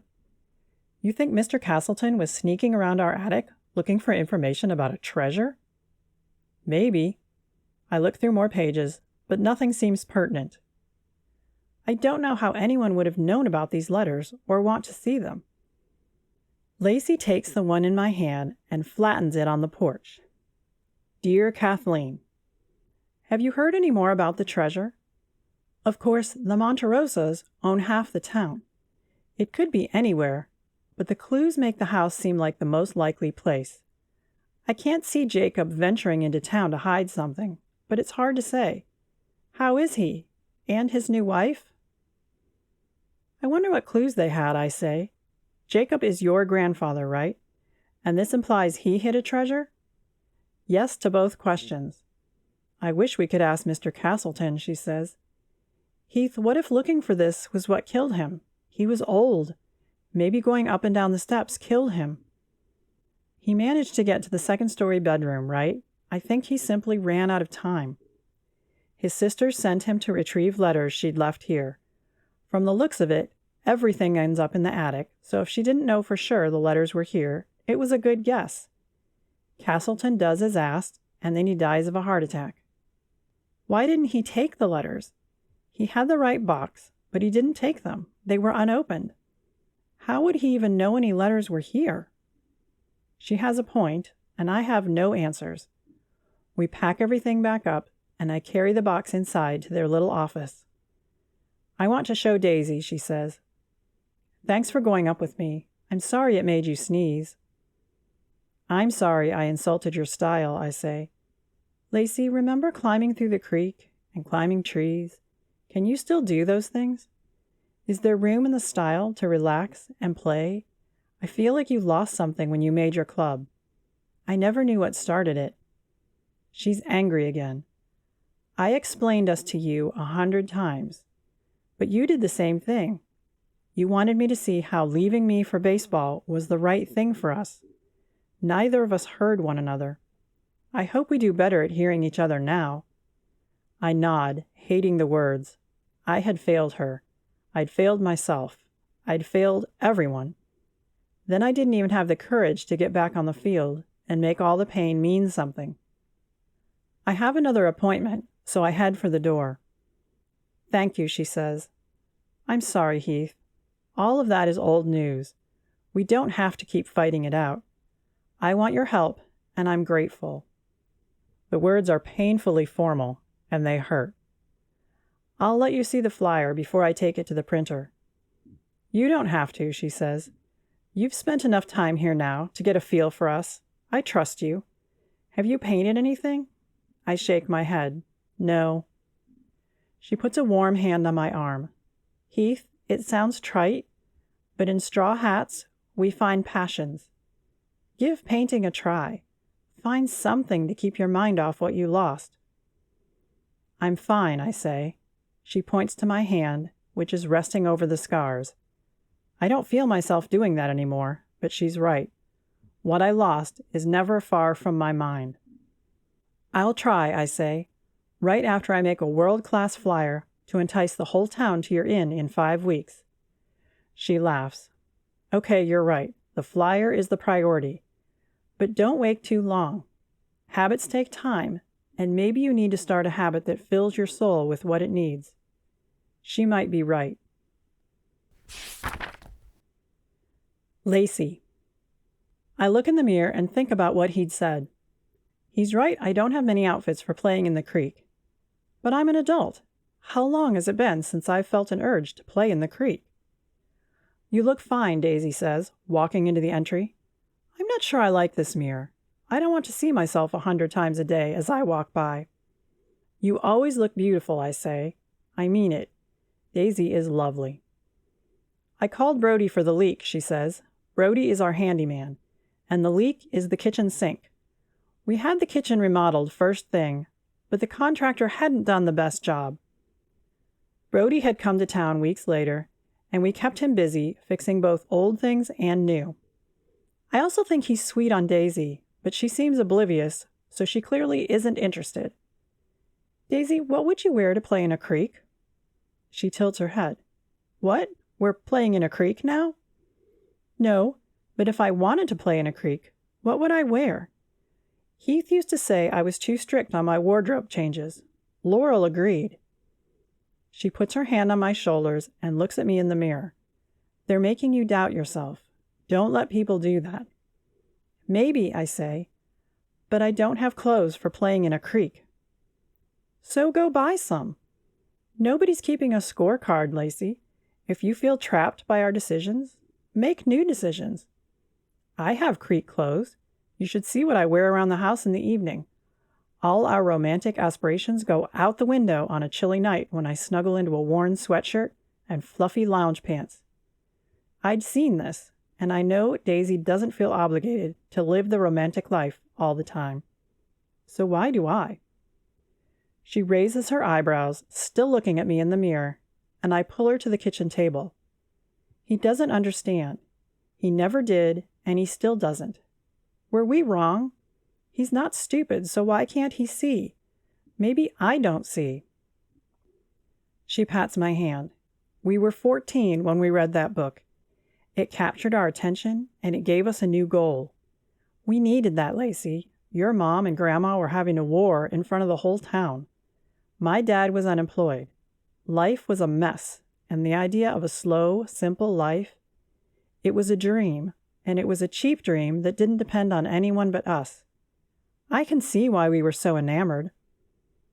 We'd found a book in the library about a celebrity and her husband who'd purchased an old castle, and she worked to make everything in her world romantic, from the castle decor to vases of flowers and gardens to dreamy romantic clothes. She filled her world with sounds, smells, and sights of beauty, soothing what Hollywood took from her. We pored over that book, imagining ourselves in a castle with our sexy husbands and our beautiful clothes, and soon the Romance Club was born. It had changed over the years, but the goal was the same, to slow down and focus on what really matters, to find ways to smooth the rough edges left by the world. Why couldn't everyone understand that? Are you saying it's just the dream of children? No. We gave the group to God when we turned 16, and things changed. We invited lost girls into our midst. We made each other feel special and beautiful when the world screamed otherwise. That's the heart of it, Lacey, not what you wear in a creek. You should find some creek clothes. I laugh, not sure why I'm doubting things like this. Okay, I know it has everything to do with Heath Jeremiah, but I hadn't changed for him years ago, and I shouldn't change for him now. Should I? No. We can't go back to the kids we were. I wouldn't even want to. Adolescence is rough, and once is enough. Heath will make our flyer. Yes, Daisy yells, pumping her fist. Between the two of us, there's very little we can't do. But wow, flyers are one of those things. He mentioned a new logo, some branding. Ellen always mentions branding too. I just want to put her in here and make it pretty and comfortable for people. Then I'm glad Heath has taken pity on us. Go to the thrift store, Lacey. Find something you're missing. Creek clothes, I say. Daisy, some messy clothes can't fix my life. My life is fine. Except you're doubting everything. You lost something after we opened the inn. I can't tell you what exactly, but something is missing, and we've all seen it. We just don't know how to fix it. Maybe Heath, old jean shorts, and a tired t-shirt will help you find your way. I'm angry because nothing is missing. I love my life. I love the tea room and the inn. I love straw hats and vintage dresses, flowers, fabric, and other soft, beautiful things in this world. I do. How dare everyone tell me I'm failing? If I can't get this one thing right, something that has defined me since my 14th birthday, maybe I'll never get anything right. But Daisy puts her hands on her hips, narrows her eyes, and tilts her head. I know that look, and I grab my keys. It can't hurt to spend a little time in the thrift store.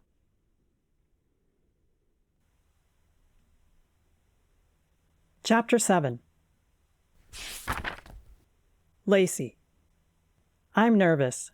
This is bold and out of character for me, and I sit in my car, hands on the steering wheel, and think it through. Although, after thinking a thing through 100 times, it's no longer thinking. It's obsessing, worrying, craziness. Heath's car is in the lot, as his mother said it would be, and I boldly walk into the insurance office, adjusting my hat. Today it's not straw. It's a baseball cap imprinted with flowers, because I'm still me, even in this getup. Earlier today, I gave his mother a hint of my plan, and she said he didn't have any appointments this afternoon. He was doing some computer work. His mother wants grandbabies as much as mine does, so she's willing to put us together. That surprises me. Do they not realize how much we wrecked one another years ago? Apparently, the drive for grandbabies takes precedence over common sense. But then again, I'm standing outside an insurance office courting the biggest kind of danger, so lack of common sense isn't limited to our parents. Mrs. Jeremiah laughs when she sees me, and she hustles back to get Heath, who has no idea I'm coming today. In a minute, he stands in the doorway in his jacket and loafers, and he grins. I'm dressed down, and he's dressed up. The stars might start spinning in the wrong direction if we aren't careful. I have lunch, I say. If you're hungry, a picnic. If you change, we could walk in the creek at Ballinger Park. He glances at his mother. Your calendar is clear, she says. She's smiling like the cat that caught the canary. It's a ridiculous saying, but right now I can practically see feathers lodged in her throat. She always liked me, and she thought her son was dumb for walking out on me. Possibly her opinions on that haven't changed. Heath laughs. I have a change of clothes in my office. Give me a minute. He has clothes in his office, I ask. Mrs. Jeremiah shrugs. When he arrived, he hadn't found a place to live. He put a few things here until he got on his feet, and he's been slow to organize. Papers and ideas, he can organize. Clothes and dishes, not so much. Heath wants to drive, of course. He keeps looking at me and grinning.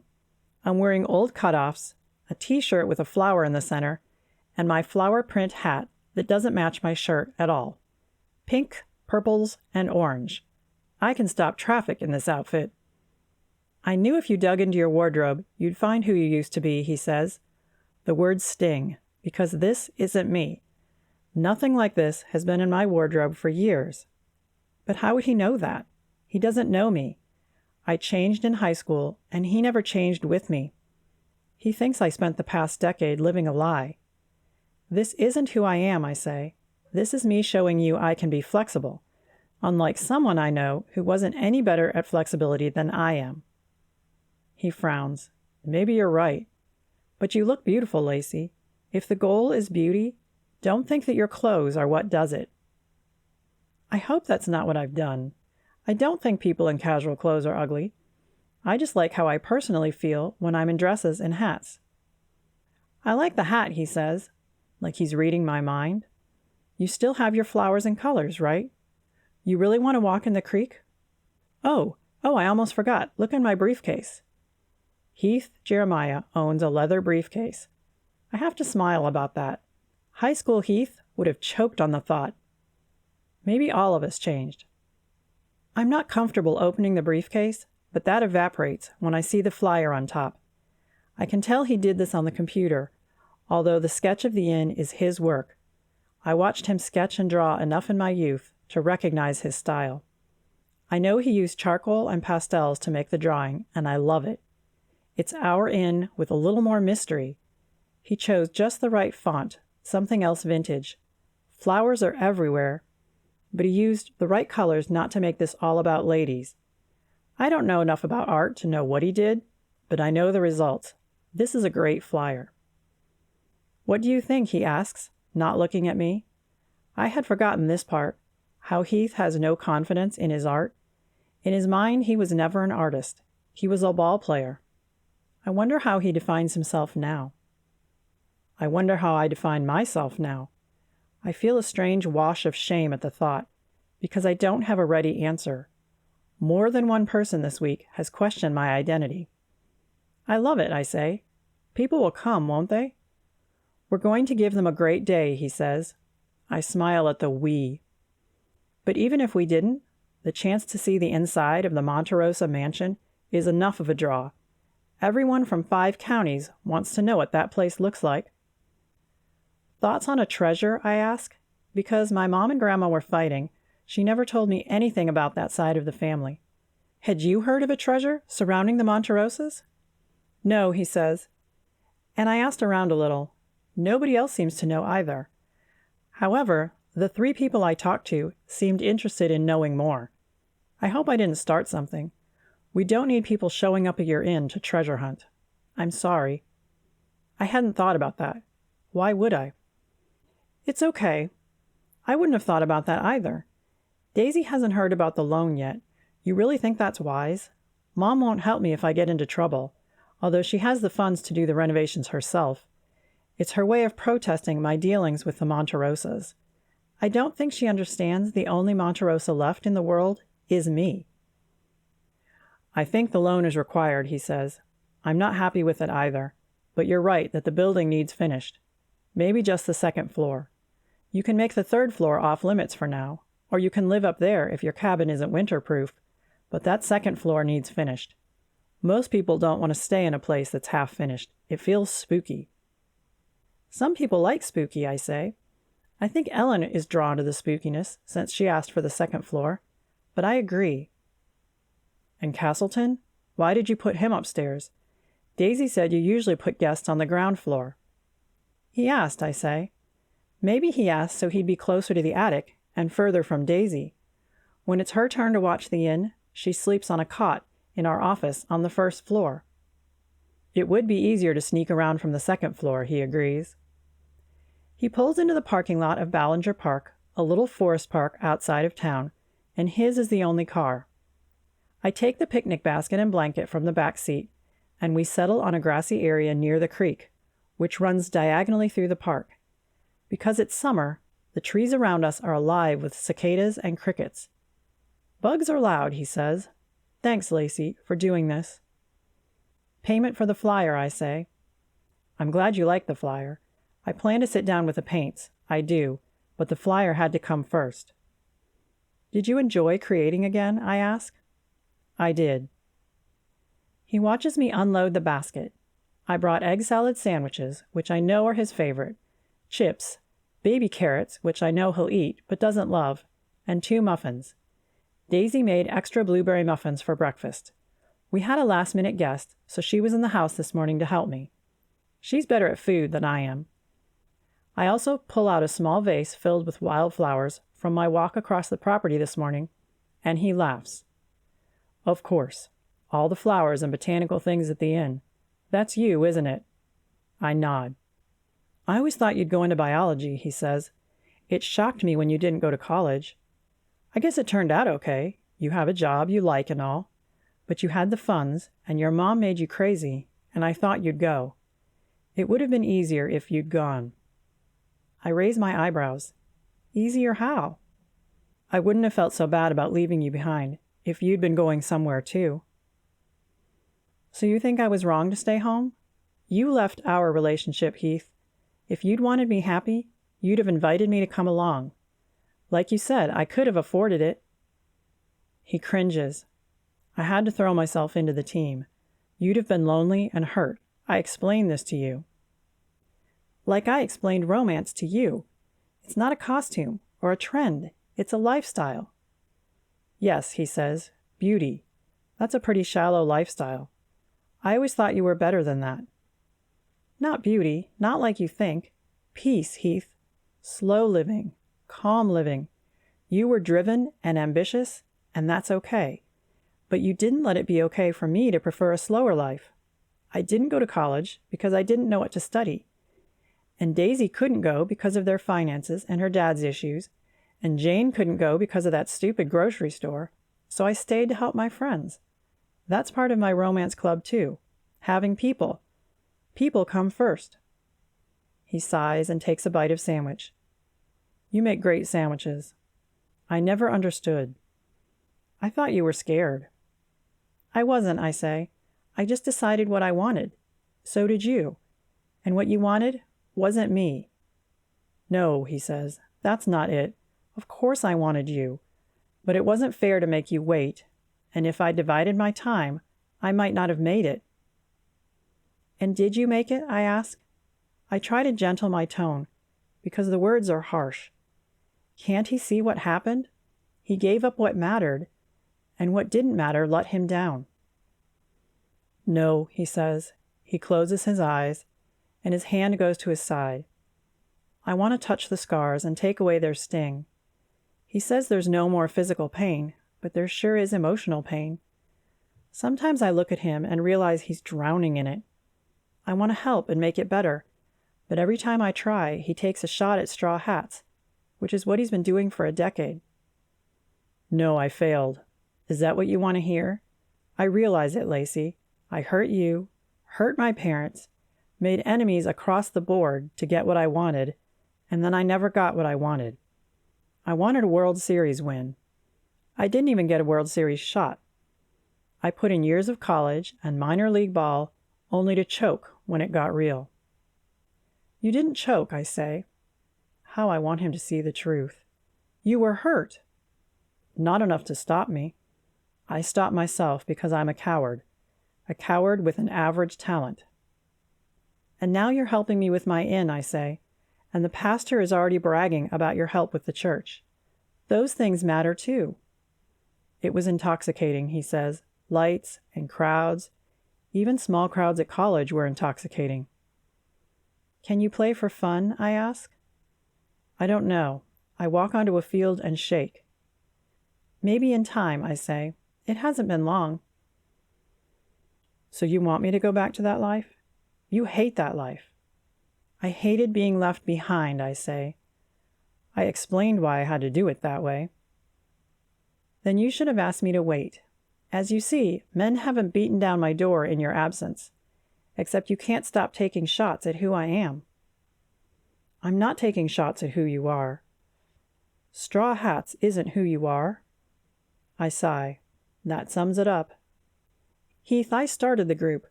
My mom and grandma were making spectacles of themselves. I felt nothing but fear and stress all the time. Mom wanted me to get a nose job so I'd look more like her side of the family. The pretty side, she said, and less like Dad's side. I was nobody in school without my money. I have nothing to do with my mother's money, and she sure didn't want me to spend it, not on things that matter to me, only what matters to her. So peace, inner beauty, outer beauty, a life of rest and calm, that was what I wanted more than anything in the world. Love and marriage and babies, sure, I still want that. But that's never what it was all about. You once said it was about God. How did that fit? He asks. He looks thoughtful. Maybe this is finally making sense to him. Jesus talked about rest. The Bible talks about rest, but you remember high school, right? Early mornings, lots of homework, extra projects, ball games. How often did you rest? Never, he says quickly. I like being busy. I didn't, I say. God says to rest, and I realized a lot of what Daisy and I looked for was what God wants for us. Peace, friendships, a slow enough life that we can see people around us. Since we thought God liked the tenets of our club, we found girls who might need peace and beauty in their lives. We invited them to join us. Not everyone dressed like us, but they wanted a life of intentional beauty, intentional romance. It's just the definition of romance never made sense to you. I'm not sure it does now, he says. You used to do so much, Lacey. Remember all those crazy things we did together? Then you put on a dress and a hat, and we didn't do as much. Our dates had to have more structure. We had to go to prettier places.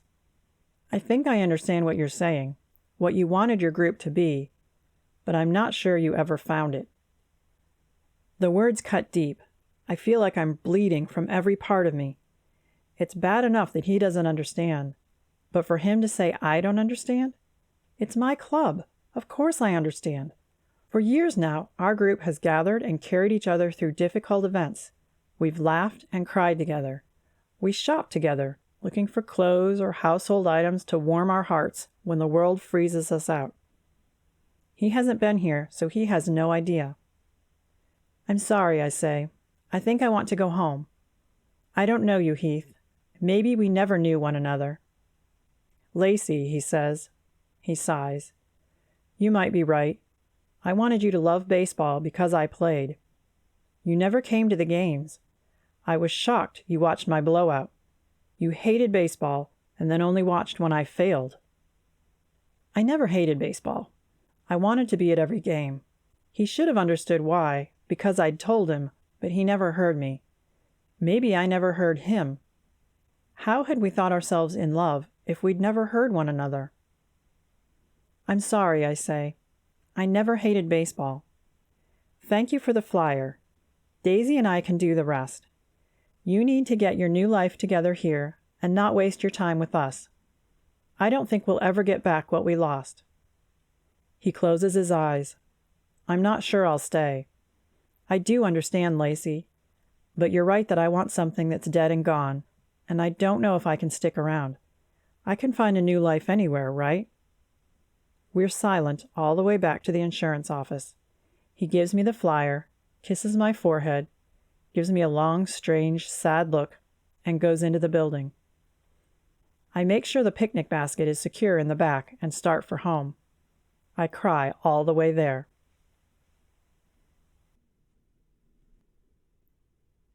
Chapter 8. Heath.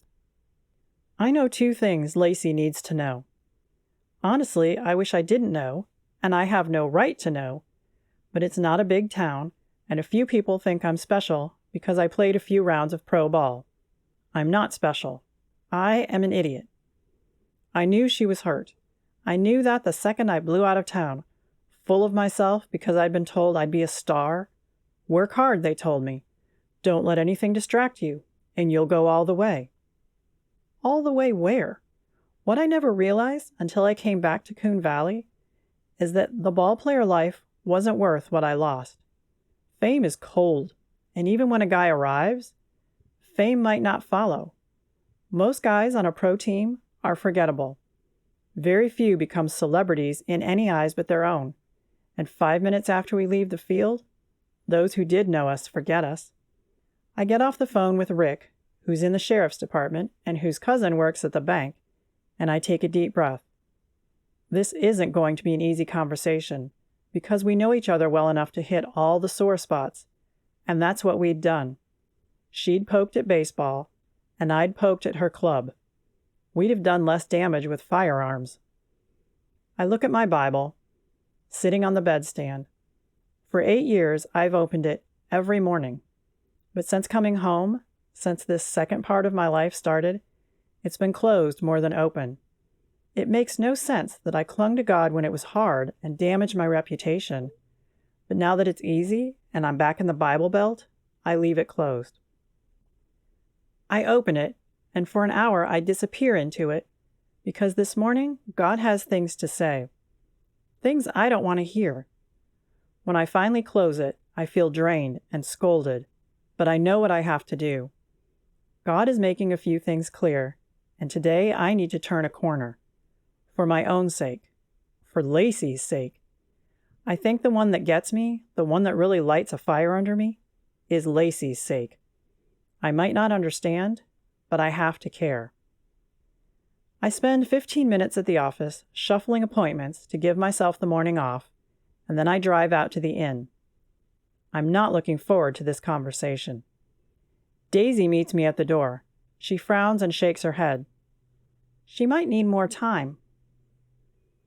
What I have to say is important, I say. In fact, it's for you too. I'm sorry I know first. That was a breach on the part of the bank, and it's not fair to you. All of it was a breach. But I didn't go looking for the information. It came to me, and I'm sorry. You two need to know a few things going forward. Then I'll apologize to Lacey. She looks intrigued and invites me inside, where I find Lacey at the scarred kitchen table. The appliances in the room are all new. Countertops and floors are no longer original. Then this old, scarred farm table sits in the middle of the room. I like it. Lacey's running her fingers over one of the scars, not looking at me. She's back in her romantic clothes. Why couldn't I simply tell her she looks beautiful this way? Why had I worked so hard to change her? I like the dress, I say. I'm being honest. The narrow straps show off her smooth shoulders, and the blue complements her eyes. Her hair is braided, a few wisps escaping around her face, and a blue flower on her wide-brimmed straw hat matches her dress. She doesn't believe me. When she looks up at me, that's very clear in her eyes. I deserve that. He says he has news we need to hear, Daisy says. So I let him in. Lacey gives her partner a small smile at that, and she gestures for me to sit down. When I do, Lacey silently puts a teacup and saucer in front of me, along with a teapot, a selection of tea bags, and a spoon. Cream and sugar are already on the table. I take a minute to fix a cup of tea, needing the time. I don't know which news to give first. The loan, I say. You got the loan. Darren told Rick, and Rick told me, and that shouldn't have happened. He wasn't being professional. I'm sorry. They nod. They don't look happy. I say. That was the good news, wasn't it? We're not good at PR, Daisy says. Like flyers. Now we have this loan, but what if we can't make this work? We're not sure we can make this work. I'll help you, I say. You're leaving, Lacey says. She finally looks me in the eye. Does she want me to leave? She looks like she wants me to stay, but how can that be? When have I done anything but hurt her? I'm not, I say, not yet. I have to fix a few things I broke along the way. None of us says a word, while Lacey and I take another sip of tea, and Daisy drinks her coffee. I smell something baking, and wonder if they have guests coming today. They need guests every day if this is going to work. I need to help them make that happen. You said that was the good news, Daisy says. Right. Max Castleton was poisoned. He didn't die of natural causes. Both ladies look at me like I've begun speaking a foreign language. Lacey tilts her head, and the brim of her hat shadows one eye. I'm not sure she's ever looked sexier. I want to run my fingers over that nearly bare shoulder. What? Daisy asks. Murder. He was murdered in our inn. I shrug. Rick says Ellen Jacobs is a person of interest because she wrote about poison, the same thing that killed Castleton, and she seems to have disappeared. Motive? Lacey asks. Ellen tells a lot of tall tales, but murdering someone is a big step. It could happen, Daisy says. She was a strange lady. She got a little too excited about death here. That could mean she's a murder mystery novelist, Lacey says. I still want to understand the motive. What happens when everyone finds out? This could shut us down. People showed up for tea disappointed it wasn't murder, Daisy says. Maybe it will turn out to be a good thing. Except we sleep here sometimes, Lacey says, as do innocent guests. We can't have people being murdered at our inn. Have you told the police the connection between Castleton and the mansion? I ask. I don't think this was a random murder. Wait, Daisy says. Connection? Lacey apologizes for not telling her and explains the letters we found. She pulls out the box from their office, moving a stack of crossword puzzle books from the sitting room coffee table, and all of us settle to look over the letters again. Treasure, Daisy says. Someone is killing people for treasure. Or killing to protect a treasure, I say. Lacey glares at me because she's the only Monterossa left, so she would be the one killing to protect a treasure. Or we have multiple treasure seekers, Daisy says. How did anyone find out about this?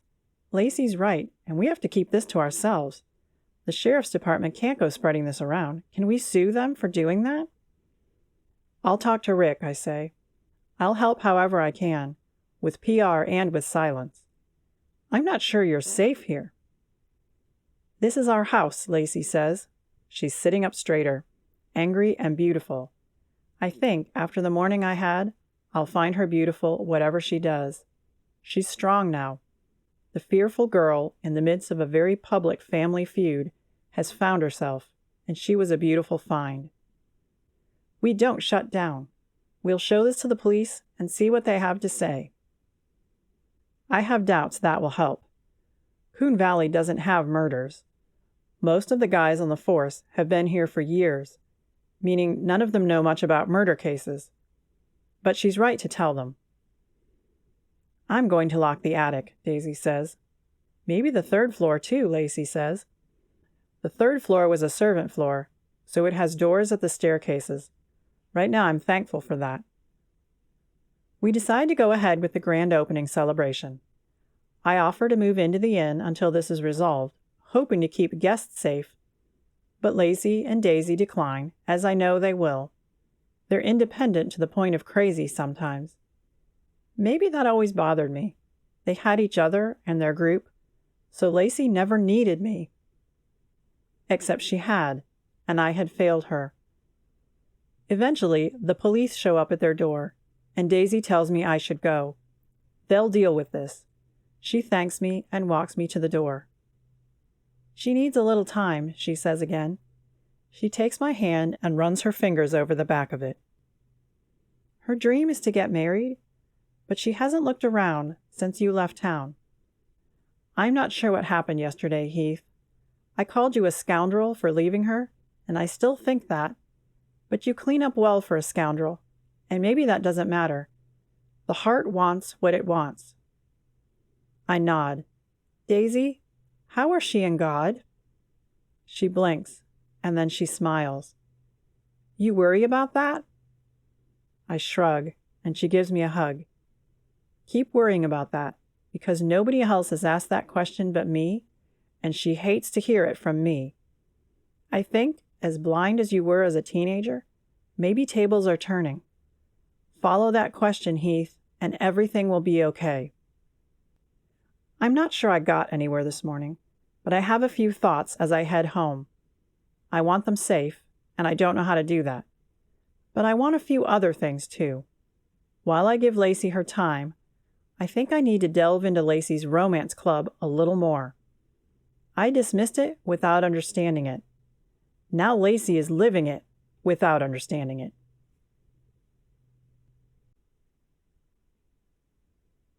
Chapter 9. Lacey. The police are gone, and Daisy and I are sitting at the table, watching scones cool. Then we look at each other, eyes wide. "So," Daisy says. She clears her throat. "Oh, my." I laugh. That sums it up. What do we do now? They want us to shut down. "I have no idea," she says. "The police took the box of papers with them. They're going to look for connections between Ellen Jacobs and the inn. Maybe one of her relatives worked here." "I never heard of a treasure before. You need to talk to your mom."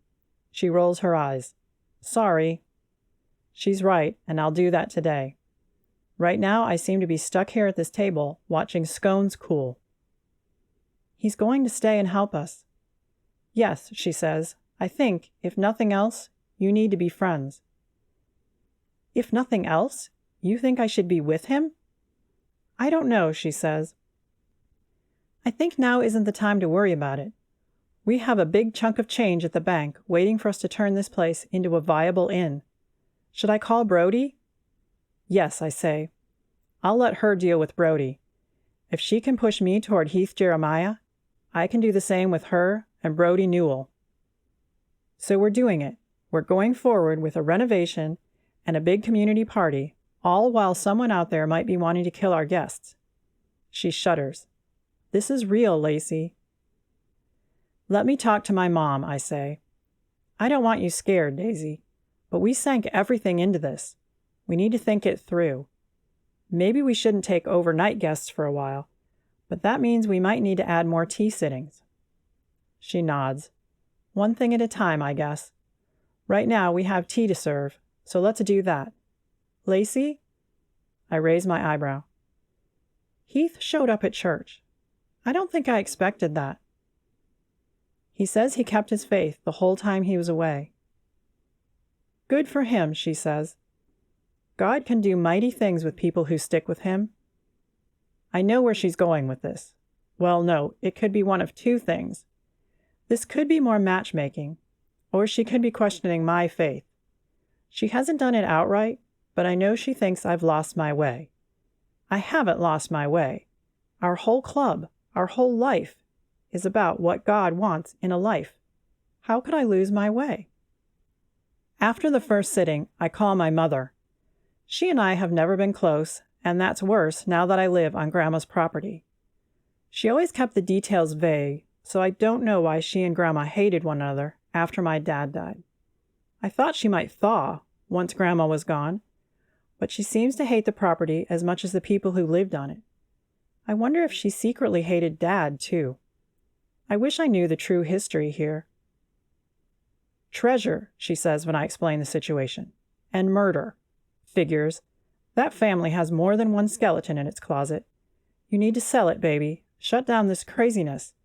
Nothing good comes from the Monterossas." "Except for me," I say. "I came from the Monterossas." She huffs. "Don't be dramatic. You know I'm not saying anything about you. You're my daughter." "I did hear about a treasure once. Before we got married, your great-grandmother mentioned something. She said the Monterossas let a treasure go due to their pride." I didn't ask her to elaborate. She was a scary lady. Everything had to be perfect for her. I had the requisite family background and resources, but she always considered me below her. I say nothing. Mom does the same thing, treating everyone like they're below her. I suspect she and my great-grandmother didn't get along because they were too alike. But my grandmother wasn't like that. I suspect Mom and great-grandma disliked Grandma for not taking wealth and status seriously enough. Rich people make my head hurt, and I'm glad Mom kept her money to herself. She hasn't forgiven me for not going to a prestigious college and marrying a prestigious man. "I hear the Jeremiah boy is back in town," Mom says. This is a conversation I'm not having. She never liked him. Nobody who played games for a living and didn't have a big trust fund was good enough for me. She forbade me to go to ball games because she thought my grandmother might show up and influence me. But I always suspected the real reason was she wanted me to stay away from Heath Jeremiah. When he broke my heart, she wasn't understanding, helpful, or supportive. And I've not forgiven her for that. He is, I say. He's helping us with some PR. We're going to renovate the rest of the rooms and try to get more business. He believes in us. I don't know if that's true, but it will make Mom mad, and when I talk to my mother, I become a spiteful 7-year-old. Sad, but true. He lost his career, she says. He shows up just when someone is killed over a treasure that nobody should know about. What if he's here to cash in on what you have, Lacey? I roll my eyes, which of course she can't see. He's not. You thought that Ellen lady was a nice writer, and she might have killed someone. I laugh. Thanks for your help, Mom. I'm hanging up now. You have a nice day, and if you remember anything else about a treasure, let me know. I get off the phone with her and look at the paperwork the police left behind. I now have an address to send Castleton's belonging to his sister. I also have a phone number. This isn't his sister Kathleen, who worked here. The police told me that woman is dead. But perhaps the other sister knows something. Is it right for me to poke around in this? Yes, the man was in my inn, so I don't feel it's wrong to poke around a little. Was this what Heath was talking about? It's true I once looked for adventure, and then I traded it in for romance. Why did it have to be one or the other? Ramona Carlyle, I say when an older woman says hello. I'm Lacey Monterossa from Straw Hats and Old Lace, the inn where your brother died.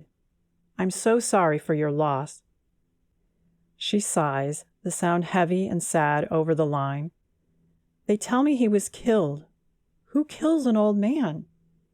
They told me he didn't suffer. Do you think that was true? I close my eyes because Max Castleton just got real again. He's not part of a crime or a mystery. He's a real man with a real family that misses him.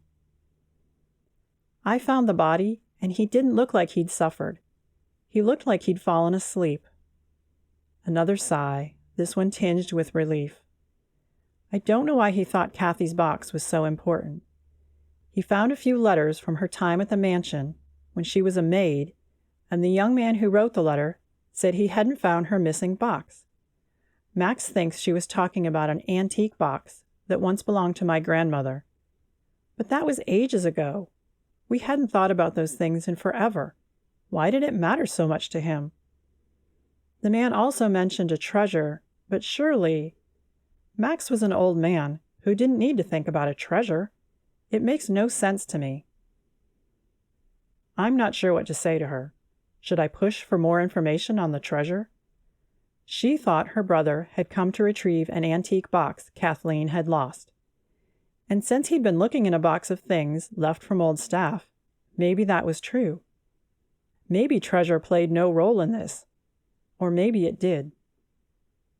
Was the box empty? I asked. Did it contain something valuable? Or was it simply sentiment that brought him looking for it? It wasn't worth much beyond sentiment. I didn't see the letters, so I don't know if he discovered she'd stored something in the box. I feel like she wouldn't have lost a box with important things inside. Max was putting together a family tree and making a scrapbook. Kathy's been dead a long time, and he never handled that well, so he was very interested in her life. She had 2 children who didn't make it past childhood. She was always so sad, and he took it upon himself to cheer her up. Once she died, he struggled to find cheer of his own. Did he marry? I asked. No. I did, and I have 5 beautiful children out there, all still living, 11 grandchildren and 3 great-grandchildren. But my siblings had nobody but one another. We don't talk much longer. I verify the address to send Max's things, assure her she will have the letters written to Kathleen once the police finish with them, and get off the phone. Ramona asked very few questions. Her brother was poisoned, and he was looking for something here. To me, that sets off all my alarms. But maybe she's too deep in her grief to ask questions. Maybe that will come later. Or maybe when a person hits her 80s, priorities change. I decide to spend the rest of the day doing what I do best. I'll clean and putter and decorate. Maybe everything that happened this morning We'll settle in a day or two, and the inn will feel like home again. I have to admit that right now it's a little spooky, and I actually want to retreat to my old shack for safety. Heath.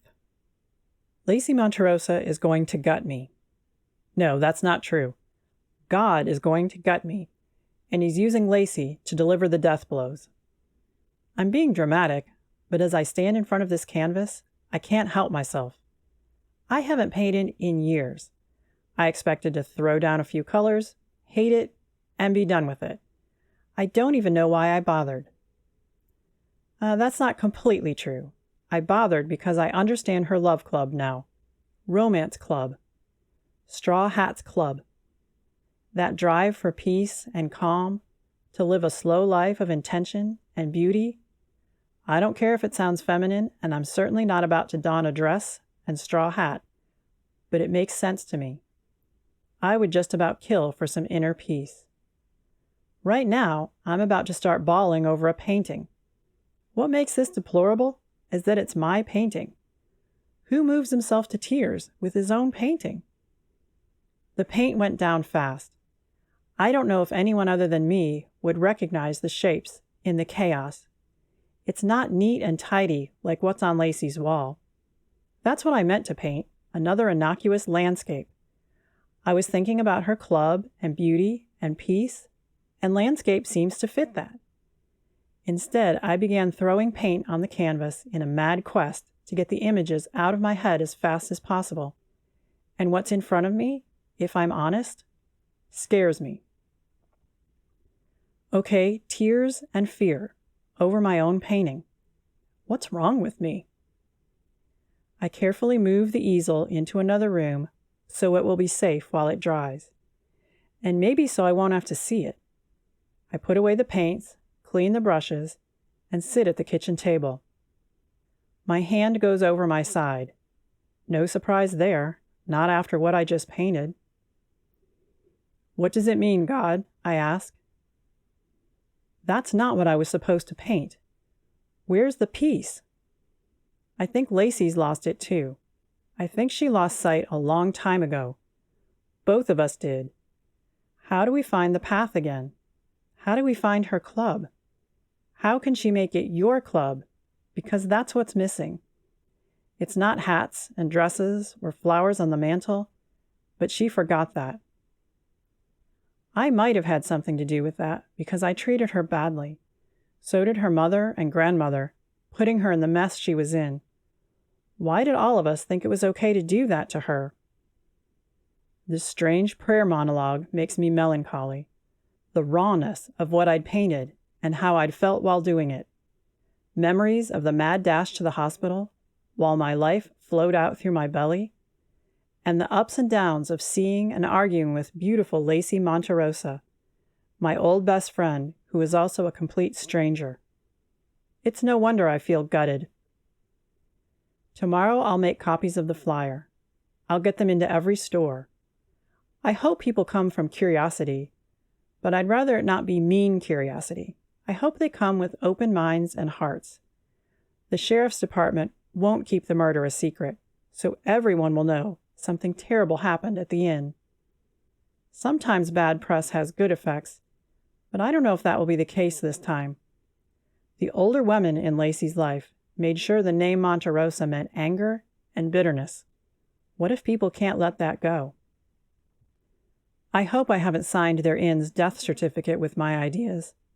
I wanted to help, but I'm not sure how to do that.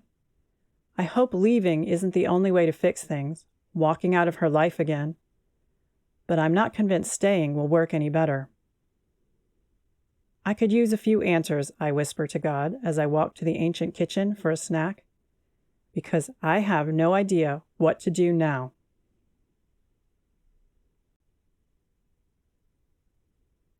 Chapter 10. Lacey. Staring at it won't help, Daisy says, gently taking the newspaper from my hand. The good news is nobody reads the newspaper anymore. I put my head in my hands. We want to invite people into this house for peace, to help them refresh and renew. Why is everything so difficult? We knew the word would get out, she says. She sighs. I don't know why I'm trying to talk you out of panicking. Personally, I feel pretty panicky myself. Let's walk in your garden. I'm sure my mouth falls open. Daisy isn't one for gardens. What? You hate gardens. She laughs. Daisy has always had the sweetest, most infectious laughter. Her hair dances around her face, dark and curling, because she laughs with her whole face and a large portion of her body. I don't hate gardens. I hate gardening. I love to look, but I hate to weed or plan. You agonize over bugs and fungus and drought and humidity. You love agonizing over it, like I love agonizing over the perfect breakfast menu. But let's each keep to our own agony. I laugh at her and we walk around the mansion. I've got foundation gardens and stone paths across the front and both sides. By next year, I'll have gardens all the way around, although it won't be finished. The best part of a garden is that it's never finished. It's constant in that the ground doesn't up and leave, but it's completely fluid, and 3 years from now, and 5 years after that, and 20 years into the future, it will look entirely different than it does now. People are the same, but we don't accept the change in ourselves or others like we do in gardens. Maybe we should. I like the smells, she says, taking a deep breath. When you talked about heirlooms, this was part of it, right? Plants with smells? We've bred the scent out of many flowers, I say. I love gardens that smell. Daisy, I don't know where that story came from. It's not just about Max Castleton. Who hates us enough to write that? She leans down, cupping her hand around a flowering tobacco, and inhales the scent. It's a good question, she says. Max was here looking into a treasure you knew nothing about. His sister didn't seem to care much about it, but he shows up a lifetime later and is killed for the search. Now the paper screams murder and hints at dark secrets in the Monterossa family. I hate to say this, but it sounded like the journalist was implying your mother had something to do with your grandmother's death. I know, I say. Will they hold that against us? Will they come to gawk and mock? Straw Hats isn't about that. She puts her arm around my shoulders and pulls me close. Our hats collide. Today I'm sunflowers again, and Daisy is yellow too, but lighter than sunflowers. Lemony yellows from her hat to her feet. We should talk to Heath, she says. She puts out her hands. I know you don't want to deal with him, but he knows more about marketing and PR than we do. Maybe he can find the right spin for this. She's right. Staring at the newspaper won't help us. Panic won't help us. Daisy and I faced our angry families when we didn't go to college. I disappointed my mother when I didn't sell the Monterossa mansion. I survived Heath Jeremiah shattering my heart. I can pull myself together in the face of bad press. The first tea sitting is full with a wait list, and Daisy adds 8 seats and lets those 8 know they can show up this afternoon, and then she shoos me out of the house to see Heath. You're not just trying to set me up with him, are you? I ask. I don't know if that's wise. I don't know what to do with him, Daisy. I loved him. But he didn't feel that way about me, or he couldn't have left. He couldn't have. She sighs. I don't know what to think about either of you. You still love him. You always loved him. Whether or not he's good for you, I don't know if you'll ever be happy without him. I'm happy, I say. I haven't spent the last 8 years pining for him. We have a good life. We honor God with our life. She holds up her hand. You use God as an excuse to hide. I'm sorry to say that, Lace. It's harsh, but today I'm feeling harsh. Yes, we push peace and rest. But maybe God's more than that. And when is the last time you said the name Jesus? Something is missing. Maybe both of us are missing it. I think Heath isn't missing it. Maybe you aren't meant to reconcile, but he might point your spirit back towards center. I don't want to be angry with Daisy, but I walk out the door angry with Daisy. Then I walk into the insurance office angry with Daisy and Heath both. That's probably not the best way to ask for help. His mother tells me to head on back, and I stop in the doorway. He's humming while working on his computer. Have I ever heard Heath Jeremiah hum before? When he catches sight of me, he smiles, and I hold up the newspaper. The world knows, I say, dropping the paper on his desk. The article got top billing, of course.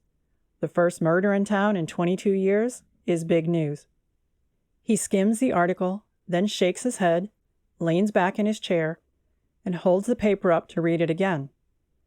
I sit in his extra chair while he does. When he drops it back onto his desk, he shakes his head. This isn't good, he says. I don't know this journalist, do you? No, I say. Is it important? Were there ever hints your mother killed your grandmother? I'm shocked he would ask that. You think my mom is capable of that?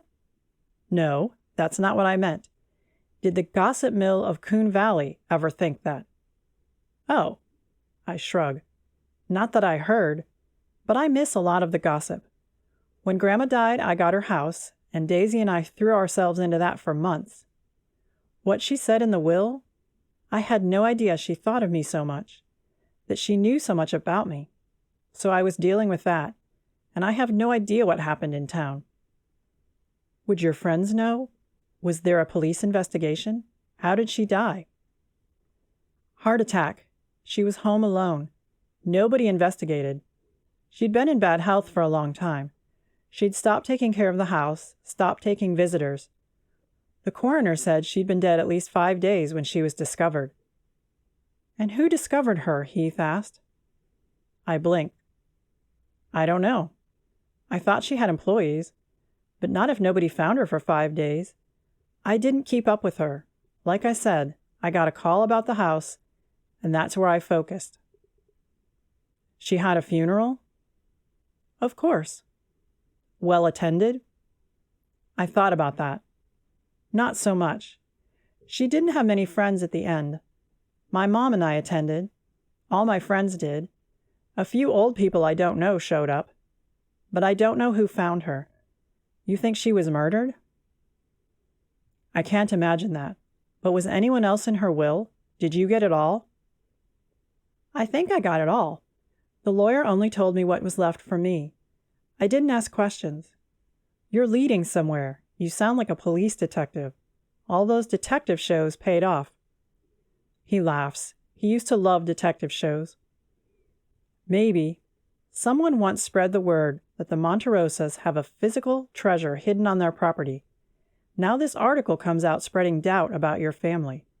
They're not attacking the inn exactly, but the family, specifically the older generations. Kathy Castleton was part of the older generations. You think this is all about old employees? I honestly have no idea what this is about. That generation is in its 70s and 80s. Seems a little late to come after a treasure. You think Castleton learned something in his quest to put together a history of his family, something about our family. He told someone or asked the wrong question to the wrong person and set all this in motion. Maybe. You're serving tea today? To a full house again. Should we stop? Should we make a statement? This isn't about you. Nothing here casts a disparaging light on you or Daisy. I say stick to your routine, and we'll put up our flyers and go ahead like nothing happened. We'll give Coon Valley a wonderful day without drama or mystery, just fun and refreshment. What Straw Hats is supposed to stand for, I say. Yes, what it's supposed to stand for. Lacey, I don't hate your club. I don't. I think I understand. Finally, I get it. But, I ask, he blows out a puff of air. I hope you haven't lost something along the way. The enemy fights what you want. Peace and simplicity and hope and refreshment. That infuriates the enemy. I hope you keep in mind how to fight for it. What you want will never be easy. Meaning, I ask, I'm angry again. I'm not sure. Meaning, if it seems easy, maybe it's not right. So you should get back on the ball field because quitting was the easy out? He puts his hand to his side. Quitting wasn't easy. Coming home wasn't easy. Staying? I think I picked a hard road. But you might be right. Maybe I chose the lesser of two hard things. Maybe I chickened out, but if I did, I wish chickening out was easier than it's turned out to be. I feel myself soften. I move to his side and kneel, placing my hand over his.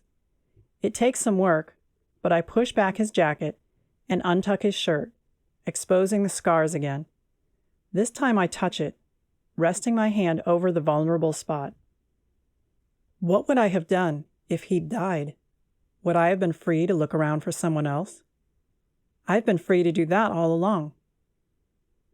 His skin is hot beneath my fingers. I run my palm over the rough skin, and he inhales. It's okay, Heath, I say. I'm sorry. It's not cowardly to quit. It's mature to realize something dangerous isn't worth the risk. It didn't feel dangerous. For all those years it was my life. Then my life felt dangerous. Maybe you simply needed a change, and God had to get dramatic. You like drama. Isn't that one reason you left? I was too boring? He pulls me close, almost sitting me in his lap. No, he whispers. I was young and stupid. That's it, Lacey. When you hate me for it, don't hate yourself too. You were fine. You said I lost something. But you gained other things I didn't see. The Monterossa mansion is a place of peace. That's why I keep showing up. The world needs what you and Daisy have to offer. That's why there's a battle over it. You've done a good thing. We need to guard it and protect it. If you lost something, it's something you can get back. I think both of us lost some things, and God set us back here together to help each other find those things. He's speaking in generalities, but maybe that's because he doesn't have details. His brow is furrowed like he's trying to make sense of his own words. I step back, not sure what to make of any of this. What about the flyer, I ask, hoping to find safe ground again. I'll have it later today. You want to pick it up tonight? I'm going home early today to do some work on the house. Dad's in the office all day, so maybe you can swing by on your way home. We're not that far apart, and then you don't have to come into town again. Swing by. Does he expect me to stay? I have no idea what we're doing. Does he think we're going to have a romance? Be friends? What does it mean for us to help each other get found? I agree to stop by out of curiosity, and maybe because I like him when he's like this. The smart, attentive friend I miss has shown up today, before the world put baseball stars in his eyes. Once he'd simply loved the sport. I wonder if he could ever love the sport again. I head back to the inn in time to help Daisy with the first seating, not sure what just happened or what it might mean to my future. By the end of the second seating, Daisy and I are sick to death of discussing Max Castleton's murder. Someone from the sheriff's office has talked because many people know Ellen Jacobs, mystery writer, is the prime suspect. Also, nobody's ever heard of this woman. We look her up, and she has 4 mysteries published on the internet. She self-publishes, and she has no website. We discover nothing else about her. We saw the paper, Candy Cordell says as I walk to her table to add lemon to their lemon dish. She and her friend Haley Caulfield have been regulars for 3 weeks. They sat at the table with Max and Ellen before Max was killed. Lacey, dear, could it be true? Family feuds and murder?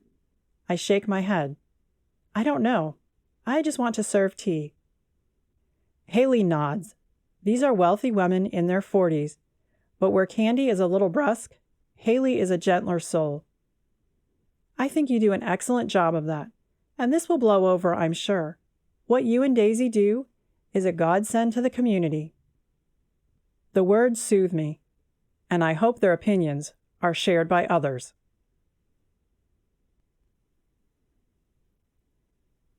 Chapter 11. Lacey. I almost forget to stop by Heath's place, thinking of it when I hit the fork that leads to his part of the county. We probably live 3 miles apart. 3 curving miles that take me past field and forest. When I stop, I smile. Heath Jeremiah, ex-pro baseball player, lives in a shack almost as bad as mine. Who would have expected that from either of us? It's a far cry from the little cottage my teenage self had envisioned us sharing with our 3 or 4 children by now. He answers after the first knock, dressed in old shorts and a ragged t-shirt. The mud on his shirt suggests he's been working outside. I say, suddenly nervous. I've always liked Heath messed up. This was what he should have worn for our creek walk. And then we should have walked in a creek instead of fighting about our past. It's okay? Should I have called first? He smiles, and we're 17 again. Nerves disappear, and I follow him inside. He points to the stack of flyers on the table. I don't want to touch them, he says, holding up his hands, which are muddy too. I was outside. What do you think? I think the flyers are perfect. Heath is talented, that's for sure. The house he drew has an air of mystery, and the font he chose is vintage and fits perfectly. He's said more than once that the Straw Hats Club stepped out of history, and he caught that on this page. I hope this works, I say, and I love the flyers. Now what do we do? Put them up? Libraries, stores, friends. We'll deliver one to the paper. If they can print derogatory things, they can print this. What they said wasn't entirely false, I say. I mean, my mom and grandmother's battle was heated and public, and the journalist was careful not to say anything bad about the inn or the tea room. She complimented the tea room. Do you know the journalist? Not personally, but I see her name in the paper all the time. She's one of the main journalists. I want to know where she got her information. How did she know Castleton's sister once worked at the inn? She didn't mention Treasure, but she shouldn't have known as much as she did. I'd thought the same thing. Should I talk to her, I ask. I spoke with Max's sister Ramona. Kathleen died a while ago. Ramona says Max was looking for an old heirloom Kathleen might have left at the mansion. And I guess Max has some letters between Kathleen and mansion staff from after she left. Mostly she didn't care about the history. She misses her brother. Heath nods. It's easy to forget that part. He has family. He's missed. I smile because I'd thought the same thing. Again. Once that had been normal. We'd often finished one another's sentences, and we agreed on many things. We'd known one another since the 1st grade, when his family had moved to town, and we'd been friends almost immediately. Until he'd shattered me 8 years ago. But I've spent more of my life as his friend than hurt by him. I haven't thought about that until right now. You feel safe at the inn, he asks. I don't want to hover, but this man is dead, and he shouldn't be. I shrug. I admit the inn feels spooky right now. If they catch Ellen Jacobs, I'll feel better. Assuming she did this, he says. She and Max talked? They had tea together, I say, along with a few other ladies, and they shared evening snacks the night of his death, which included tea and cookies. The poison was ingested, and she sure had chances to give it to him. He sighs and pulls me close. I'm not sure he's aware he's doing it, or thinking that for 8 years it hasn't been his place to do it. I simply melt against him. I don't want to think about hard times right now. I want the press and the murder to go away. I want to renovate our inn and make people happy. Have you eaten? He asks. No, I say. You cook now, I guess. He gestures at his house, which is in better shape than mine, but that's not saying much. The kitchen has a few pots and pans and cooking utensils on the counter. It's clean and neat, but looks like he cooks in here. I get by, he says. I'm no Daisy Madison, but I get by. I laugh. Daisy does have a special way with food. It's good, he asks, going into business with your best friend? So far, I say. We make a good team. You always did, he says. I'm glad she was here for you when I was stupid. I smile and pull away from him. I'll stay for dinner if you let me help. Maybe Heath can cook, but he can't shop, and his kitchen is nearly empty. It's warm, because his place, like my place, has no central air, and I suggest sandwiches. He laughs at me.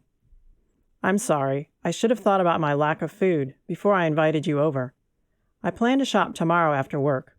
We could go out. I shake my head. Not sure I'm ready for the world to see us together. This Heath is a nice guy. Younger Heath was a nice guy.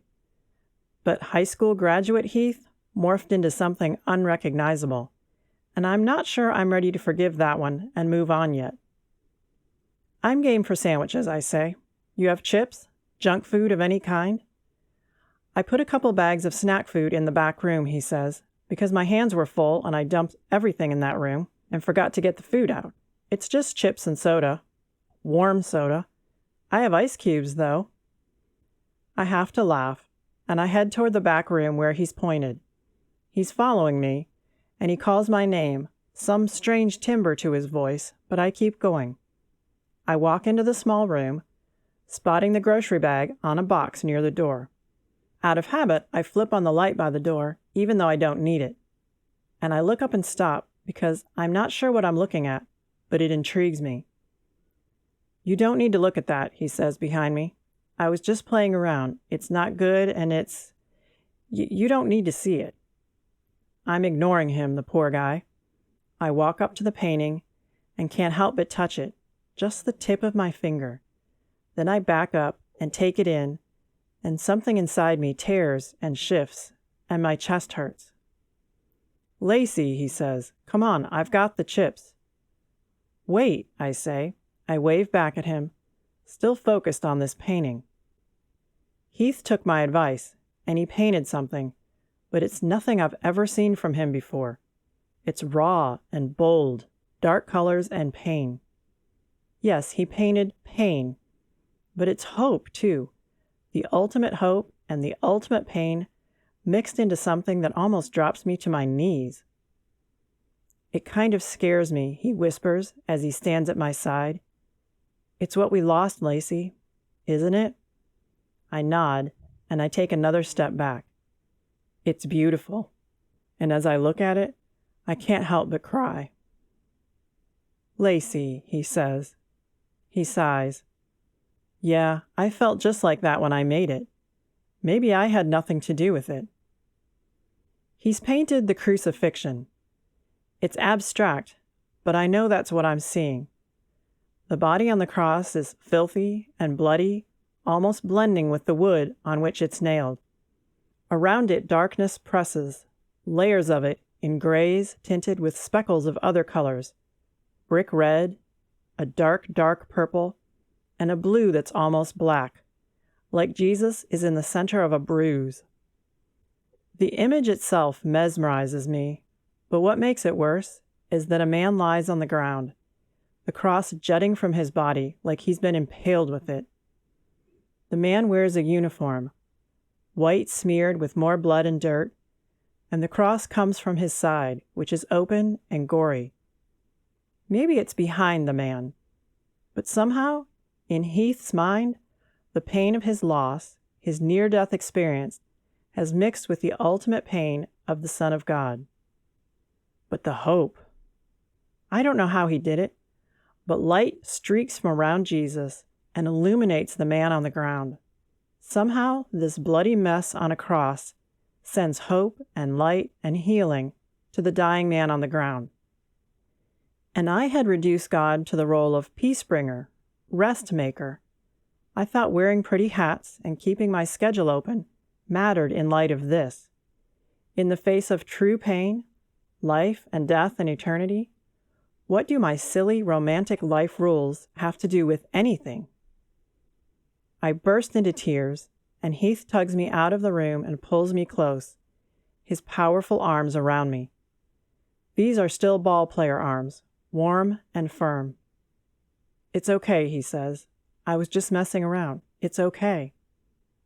It's real, I say. I reduced my faith walk to this placid, powerless thing. I say I want to help people relax and refresh, and maybe that's good. But I forgot where they come from. All of them have these wounds, Heath. Tea and gardens can't fix it, not really. I forgot what it was like when I was 14, and Mom and Grandma were fighting, and Daisy wasn't sure she'd have food on her table, and Jane's parents were working her to death at the grocery store. We needed straw hats to survive. It was about healing. It was about big, messy wounds and sticking together and fighting for one another. Now it's about hats and dresses. I say the words, but I lost the meat of the fight, that we rip people out of the arms of an enemy. The battle you painted in there, with blood and dirt and a savior willing to sacrifice for us, I lost that. I have no idea if he understands a word I'm saying, because I'm blubbering these words while pressed against his chest. I was so angry with Heath, so upset with my mom, that I became the victim. Then I moved on and decided to put bandages over the world's wounds that need something much bigger than a new hat or a warm scone. Heath pulls me to the sofa and settles me at his side. I'm not sure how to apologize, he says. What did you see? When you look at it, what do you see? I wasn't sure anyone would see anything. It's barely more than lines and colors. I see Jesus dying, and in the midst of the suffering, he offers hope to those dying at his feet. That was you, dying at his feet. You almost died for real. I don't think I've let that be real. You almost left this world, Heath. It's not that death I painted, he admits. It's how I've felt since.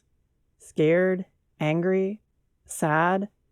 My faith has been bleeding out, and I don't know what to do about that. Your club isn't useless, Lacey. It makes more sense to me than it ever has before, but I feel like something is missing. It has no teeth, I say. We used to have teeth. We asked Precious and Laurel and Jane to join us when their lives were a mess. We rescued them. We don't rescue people anymore. I'm more worried about tea room decor than feeding souls. Sometimes the right decor can feed a soul, he says. What would you change? Because I agree, Lacey. Something is different. For you and for me.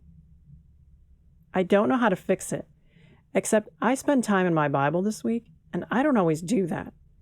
I painted that monstrosity in there, and it scared me, but it feels like something that matters. Helping you and Daisy matters. Maybe straw hats is about to be something more. Like what, I ask. I don't know.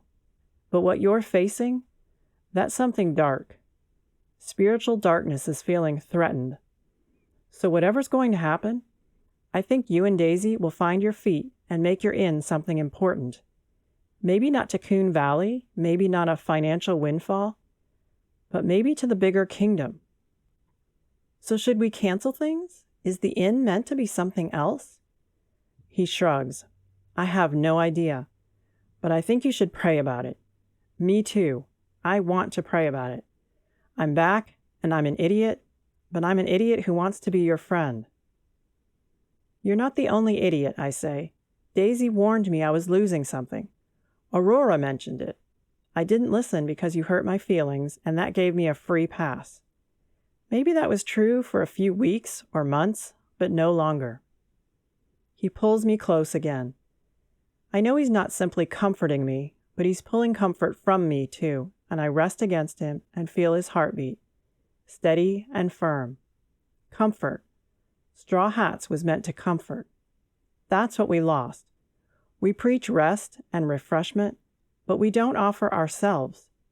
Jane is struggling, but I haven't dug deep to help or comfort. I've been too busy with the tea room. Precious needs something, and I'm not sure what, because I haven't been there. Hats and skirts are nice. Showing up with a pot of tea and a listening ear is better. But I don't know how to make that happen. We can't simply drop the tea room and inn. Financially, it's impossible. So how do I find what I lost? I have no ideas, but I know comfort is the key, and I know prayer is how I'll unlock those answers. I hope Heath can help, because with his arms around me, I feel like anything is possible.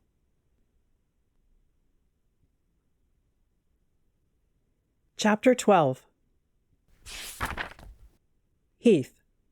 Oh, Daisy says. She puts her fingers to her mouth and sits down hard in her chair. She raises her eyebrows at me, her eyes wide. Heath. It's powerful. I don't want to share this painting with her, with anyone. But Lacey is certain this painting holds answers to something, and she has to share it with her best friend. Although she's trying to explain what's going on in her head, I don't understand yet, and I think that's because she doesn't understand yet. The spirit is whipping an idea together, but right now it's more like a vapor around us than an actual plan with words and steps. We don't comfort, Lacey says. We know Jane and Precious are in trouble. Are we doing anything about it? Daisy shakes her head. And Heath almost died. I didn't reach out. I didn't even talk to his parents. We haven't talked in years, I say. I don't want her to feel guilty about this, but I'm not sure it's guilt. Again, every word she says is a piece of this puzzle in her head, and I wonder what the final image will be. You were hurt, Daisy says to Lacey. 8 years ago. Apparently I am the queen of holding a grudge. I made God very small, Daisy. I looked at the whole Bible and pulled out peace and rest, and those are important. But a person needs a rescue before either of those words apply. Maybe more than one rescue. We put little bandages over big wounds and pat ourselves on the back for doing it when people still bleed out right in front of us. Daisy looks at me, and I shrug. I'm not sure where this is going any more than Lacey is, but I hear her concern. I did the same thing. I was the Christian guy on the team, but it was a lifestyle. Some of the guys had terrible habits and vices, bad relationships, all kinds of hardship. How often had I dug in and offered a listening ear or a hand up? No, I was proud of my church attendance and Bible reading, but what I read never caused me to get into the trenches. It wasn't relational. And without a relationship with God and then with others, maybe what I had was nothing at all. Lacey had called it. No teeth. We walked into battle without weapons.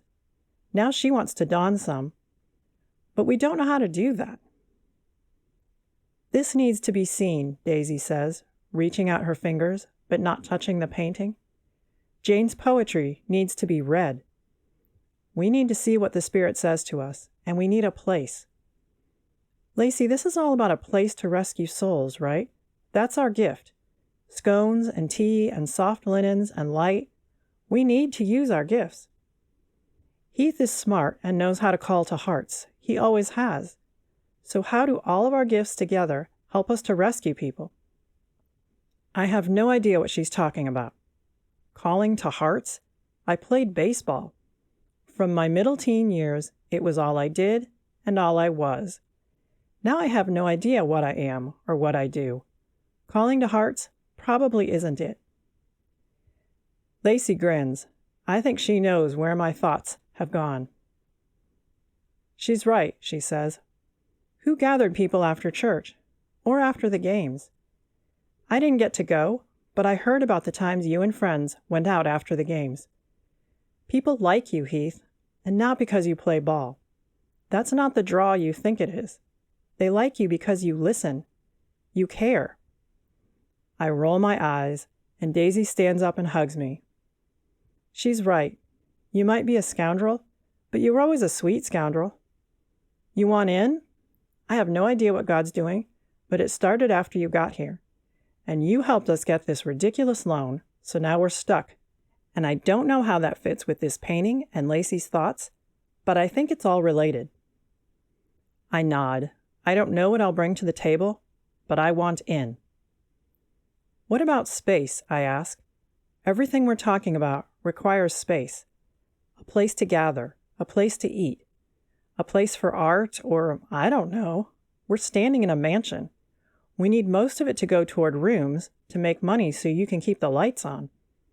But I stop. Now I sound like Lacey, spitting out little pieces of the puzzle. Daisy and Lacey exchange a look, and I wonder what I'm missing. It's a mess, Daisy says. I'm not sure it's salvageable. But it's space, Lacey says. Interesting space. What are we talking about? The old carriage house, Daisy says. Come and see. Lacey takes my hand, and we leave through the kitchen door. I haven't been back here because Lacey hasn't started gardens across the back, so she hasn't shown me this. Right behind the house is the remains of something with a lot of glass around it. A greenhouse? Wow, how Lacey would have loved that when it was whole. I wonder how much work it would be to put a new greenhouse there. Then a long, damaged stone walkway leads to an overgrown area with a wide, low building at its center. It looks something like a barn, and yes, it's not in good shape.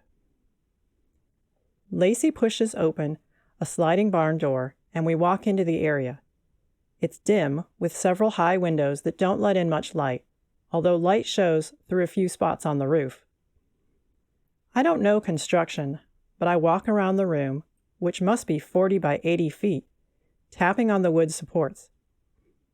It's built from thick, heavy beams that appear to be solid.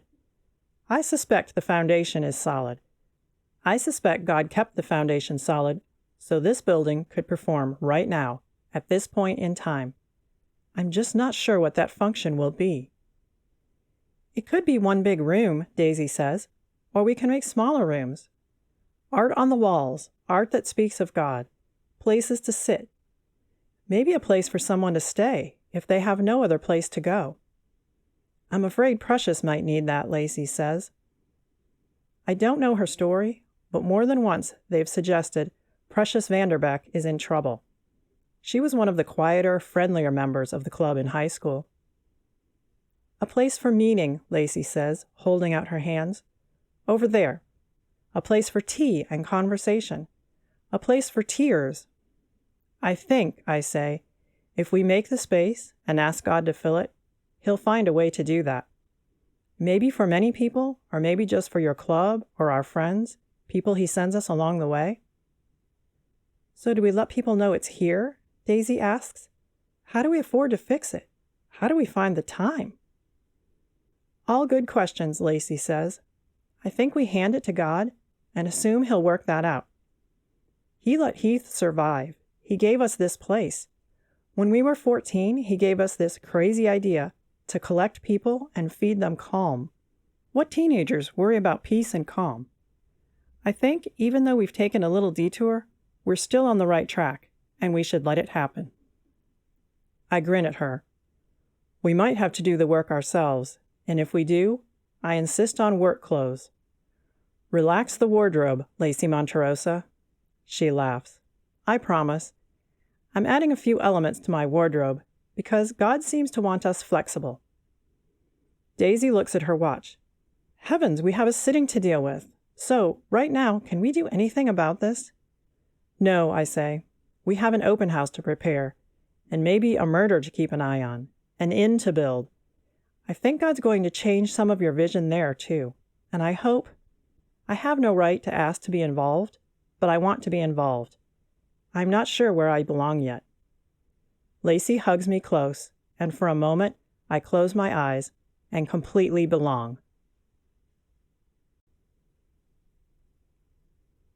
Chapter 13.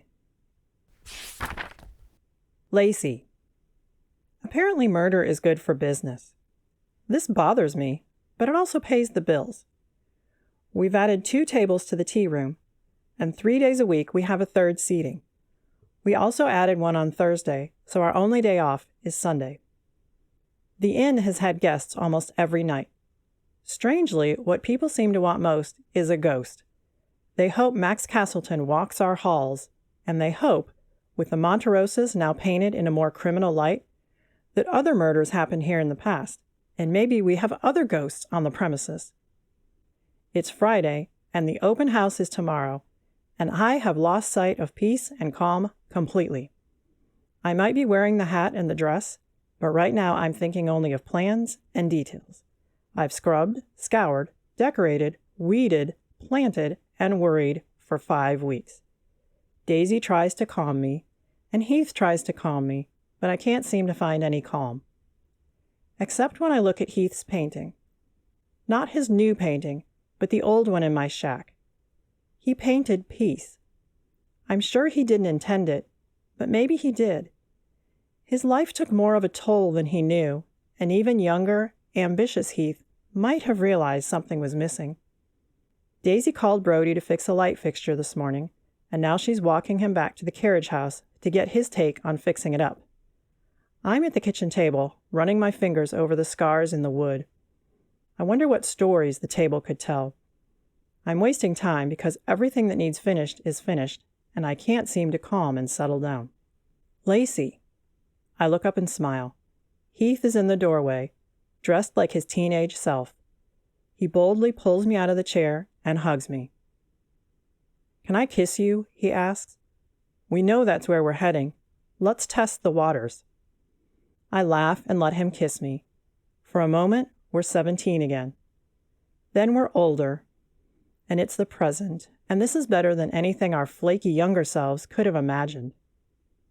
Are you ready? He asks. I have no idea, I say. Someone might still want to hurt someone in our inn over a treasure we know nothing about. I know, he says. I don't know what to do about it. The police will be on site tomorrow, but I can't imagine trouble. This wasn't a random murder. Ellen killed Max for a reason. Except we don't know that, I say. We don't know anything. He sighs. I have a surprise for you. He takes my hand and pulls me into the tea room, where Aurora, Precious, and Jane are sitting at the table closest to the front door. They're dressed in their fanciest dresses with their prettiest hats. I laugh at the sight, because this isn't how they always dress. I'm the strict one in the group. Heath says you might need a little downtime, Jane says. She rises and hugs me. It's going to be great, Lacey. We'll all be here to help set up in the morning. You're not alone.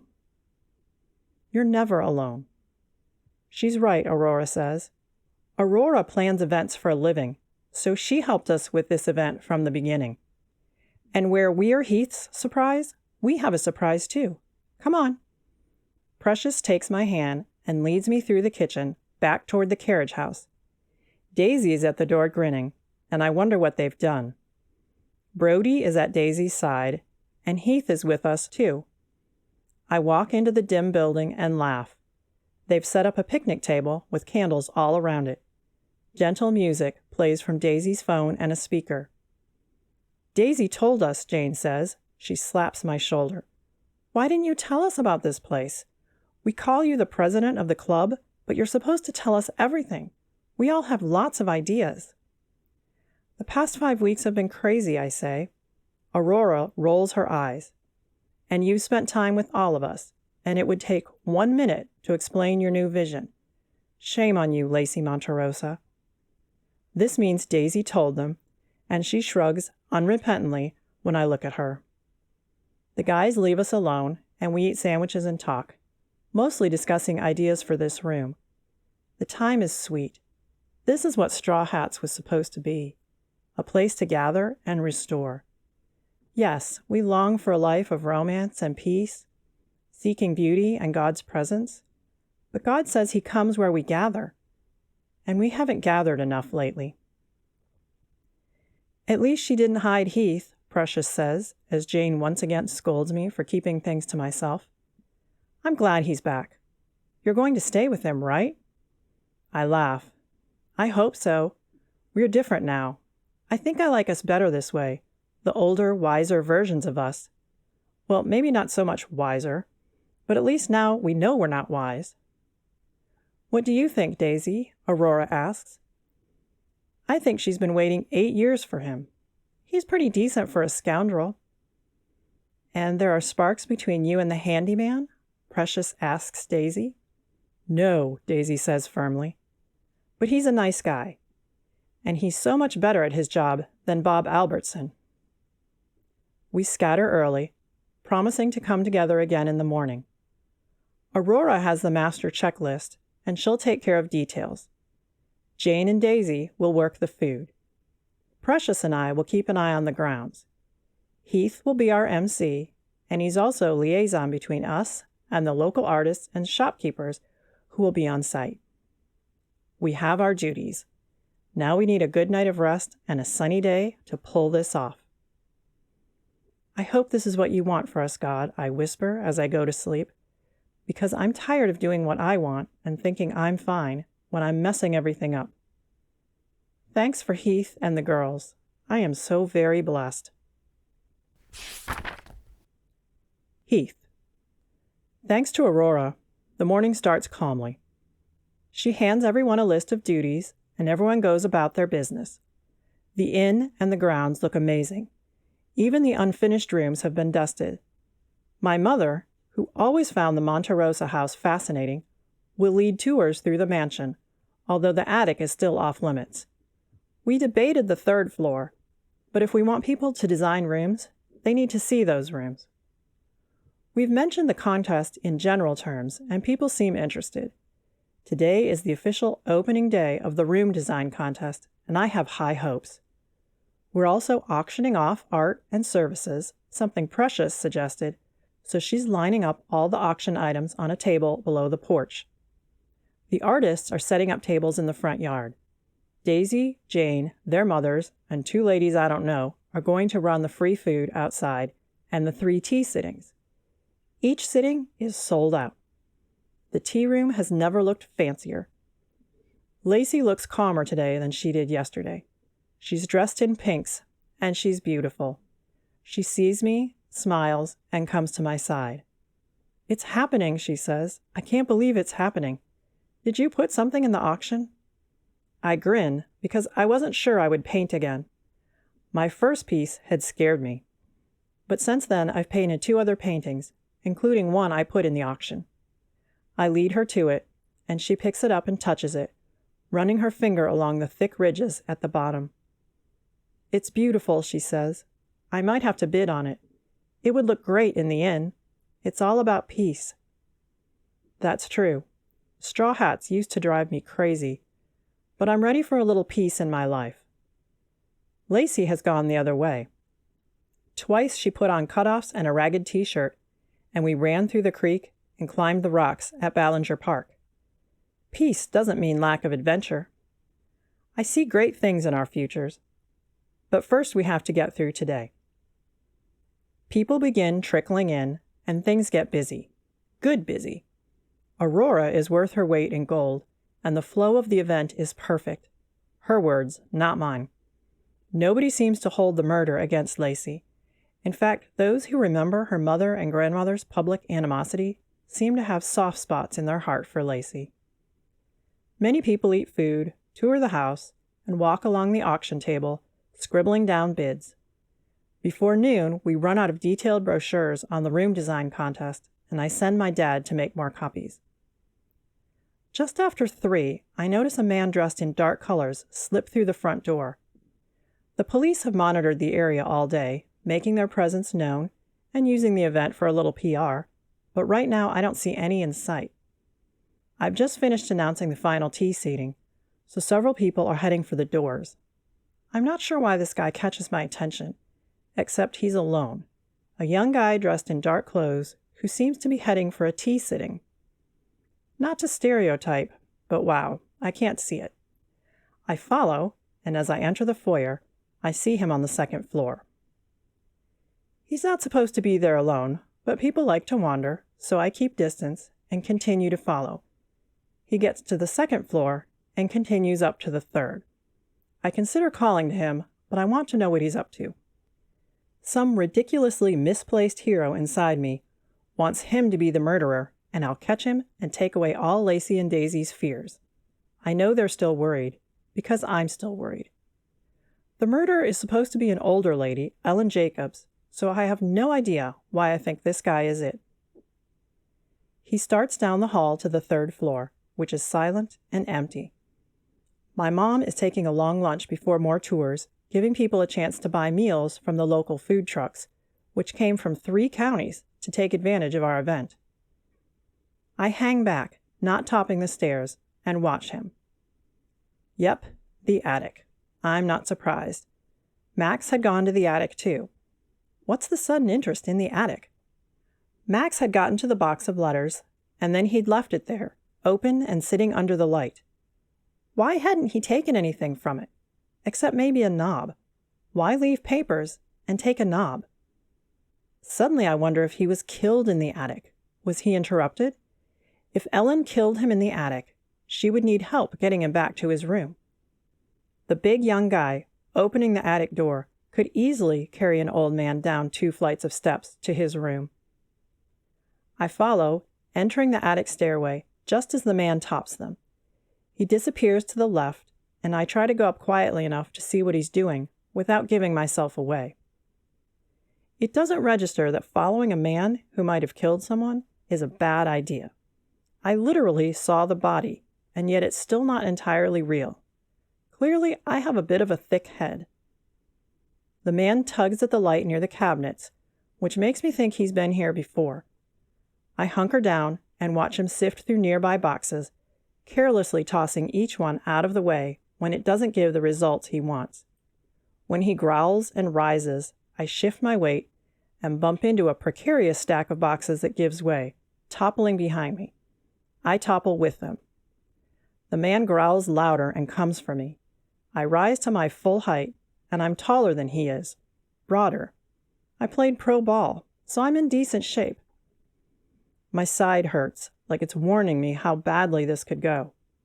I ignore it. I'm not sure what fuels me at the moment. Anger? Protection for Lacey? Frustration with this ongoing murder case? But whatever it is, I'm not thinking too clearly. The man pulls a knife from somewhere and comes at me. I prance back, realizing my danger and how big a mistake this is. He lunges toward me, and I veer right, only there's no place to go to the right. I trip over an old chair, and both chair and I go down. The man uses this moment to strike, and the blade slides into the back of my leg, slamming into my hamstring, just below my glutes. It hurts, which makes sense because it's a knife. Now I'm angrier, and that fury propels me forward. I knock him back, slamming his arm into the floor. The knife flies, and he rolls to one side and scrambles to his feet, racing for the door. I grab the closest thing to my hand, which happens to be an old vase, and hurl it at him. Ball player, remember? I hit him square on the back of the head. He stumbles, falls forward, and rolls, his hands at his head. If I could get up, I could go for him while he's down, but I'm not sure it's a good idea to get up. I'm not dying up here to catch this guy. A little common sense has come to town, and I stay down. The man stumbles to his feet and takes off for the stairs. I close my eyes and pull out my phone. "Lacey," I say quietly. "Someone's on his way out of the house. Dark clothes. Get the police on him. Go." I hang up before she can say anything. I should have asked for help. I click on her number again, but she doesn't answer. She's probably doing what I asked. I'll keep trying. I feel blood on my leg, and it hurts, but I don't think it's that bad. Not like a cleat to the gut. For now, I'll wait. It will all be okay.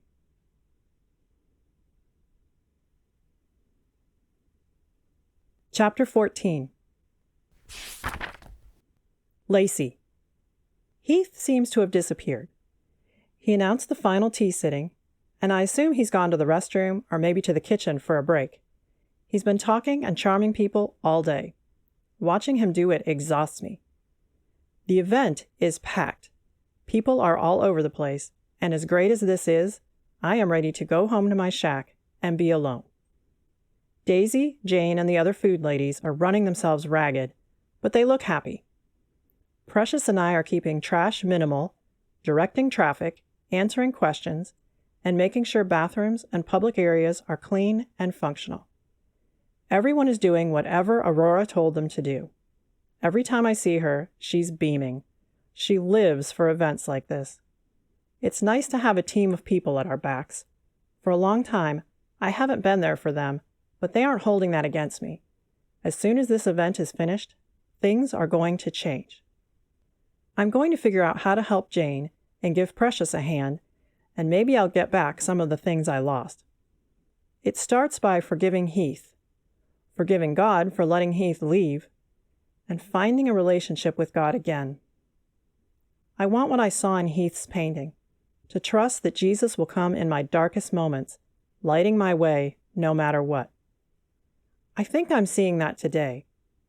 Murder, family messes, and lost treasures could have closed our doors. Instead, Heath is here, and my friends are at my side, and the community has rallied around us. God is truly good. I look around for Heath again, wondering if he took time to eat. I haven't, so I want to spend 5 quiet minutes with him eating something. Maybe I want to hide in the upper bathroom and kiss him for a few minutes. We haven't done much of that yet. My phone chirps at me, and I'm surprised to see it's Heath. Heath, I say, gearing up to ask him if he wants to eat. I wonder where he is that he's calling me. I know his dad had to leave and get more copies, but I can't imagine Heath leaving the site today, not without telling me first. Lacey, he says quietly, someone's on his way out of the house. Dark clothes. Get the police on him. Go. The line goes dead, and I look at the house. I see a policeman near the auction table, and I head that way, my eye on the door. Just before I get to the officer, a man in dark clothes opens the inn door and staggers out. He's got one hand on the back of his head, and he's moving erratically. John, I call, recognizing the officer. He went to school with me. That man, we need to stop him. John moves like lightning, which impresses me. I have no idea why we're stopping this man, and John knows less than I do, but he races after him. The man sees John coming and runs. He's still not steady, but he manages to find some speed, and John races around people to catch the guy.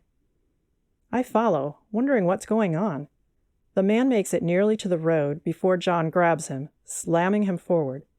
They land in a heap, and John rolls to his side and subdues the man. I realize the guy is bleeding, that his hair is damp with blood. Why do I have this guy? John asks me. Let me go, the guy says. I just wanted to see the mansion. Everyone wants to see the mansion. Heath called and told me to stop him, I say, pulling out my phone. I call Heath but get no answer. Nothing. Why did you run? John asks the man. He doesn't move to stand up, both men panting. How did you get hurt? You were chasing me, the man says. I ran. What's your name? John continues. The guy doesn't answer. I try Heath again. Still nothing. This isn't good.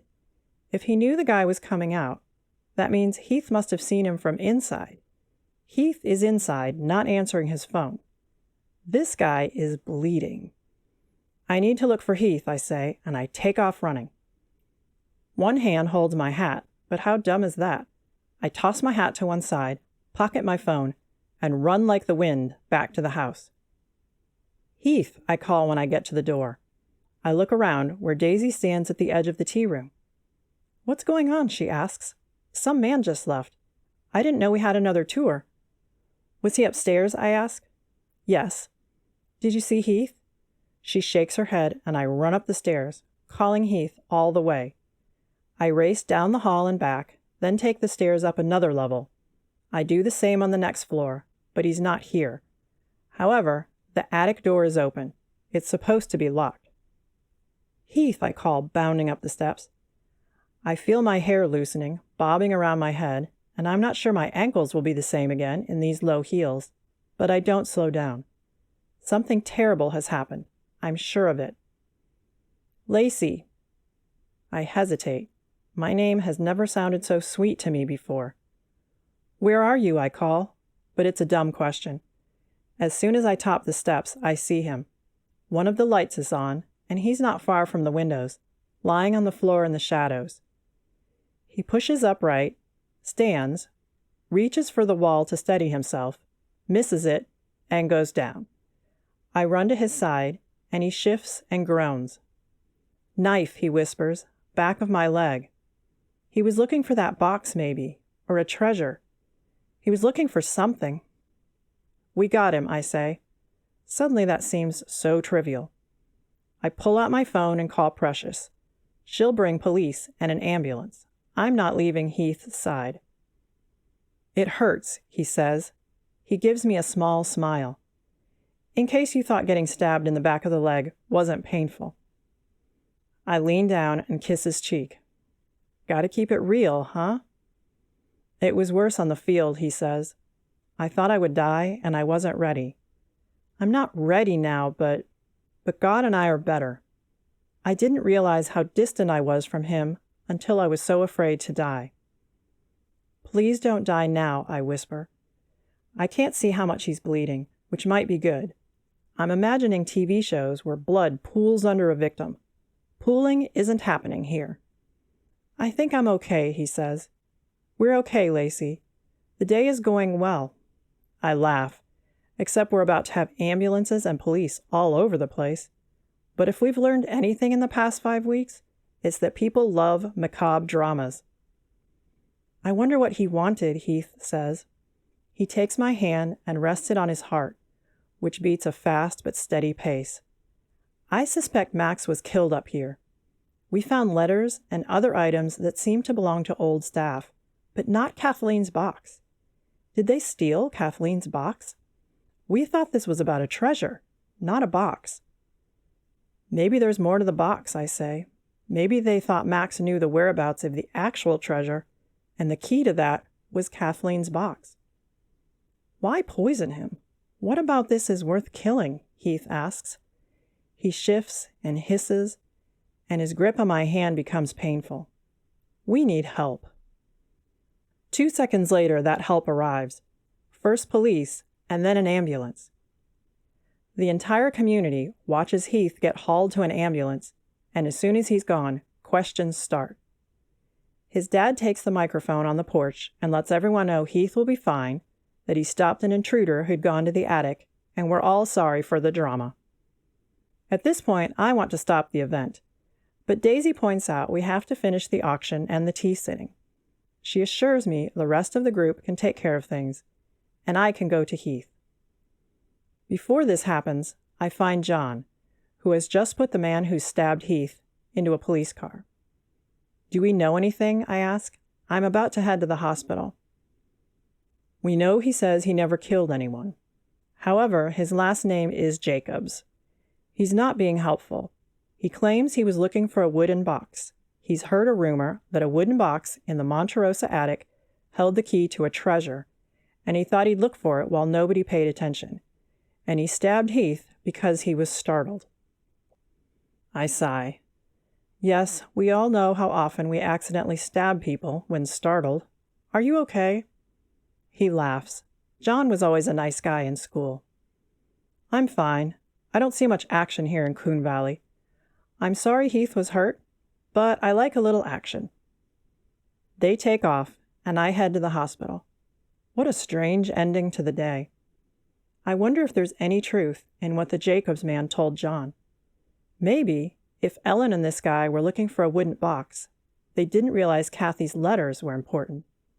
Maybe Kathy's letters weren't important. All I have is a knob, a man with a stab wound, and a whole lot of questions. Oh, I also have a new vision for my inn, a new vision for my life, and a new hope for the future. All in all, not the worst day. Assuming, of course, everyone was right and Heath is going to be okay.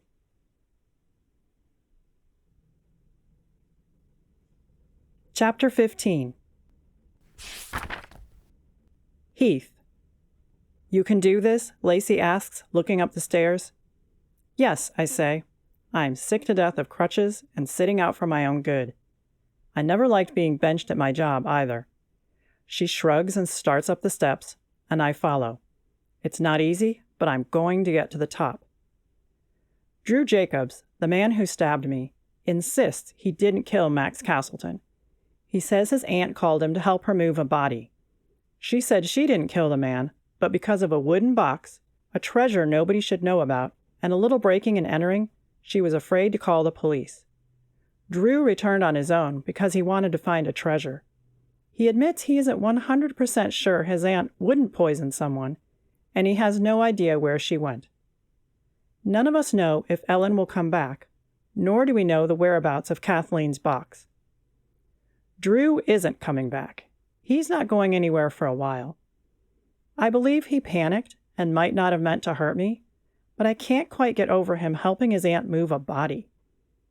Right now, Lacey and I are going to look at the attic again and see if we can find clues. Mostly, she's humoring me to keep me from going back to work and working too hard, because I am sick to death of sitting out for my own good. Which I already said, but it's still true. Lacey has the knob in hand, and she stares at the cabinets. I still don't understand this knob, she says. She points to 3 cabinets missing knobs. Then she gently tugs at a door with a knob, and the knob comes off in her hand. Ah, I say. So he opened a cabinet and ended up with a knob. Maybe he pocketed it and it fell out when they put him on the bed. She begins to open cabinets with missing knobs, and in the 3rd one she finds a small wooden box. Max had hidden the box. Had he done it to keep Ellen from finding it? It seems Drew and Max agree this little wooden box is something important. Ellen, too, committing murder to keep it out of anyone else's hands. But that's speculation. Maybe Ellen was here for a treasure, not a wooden box.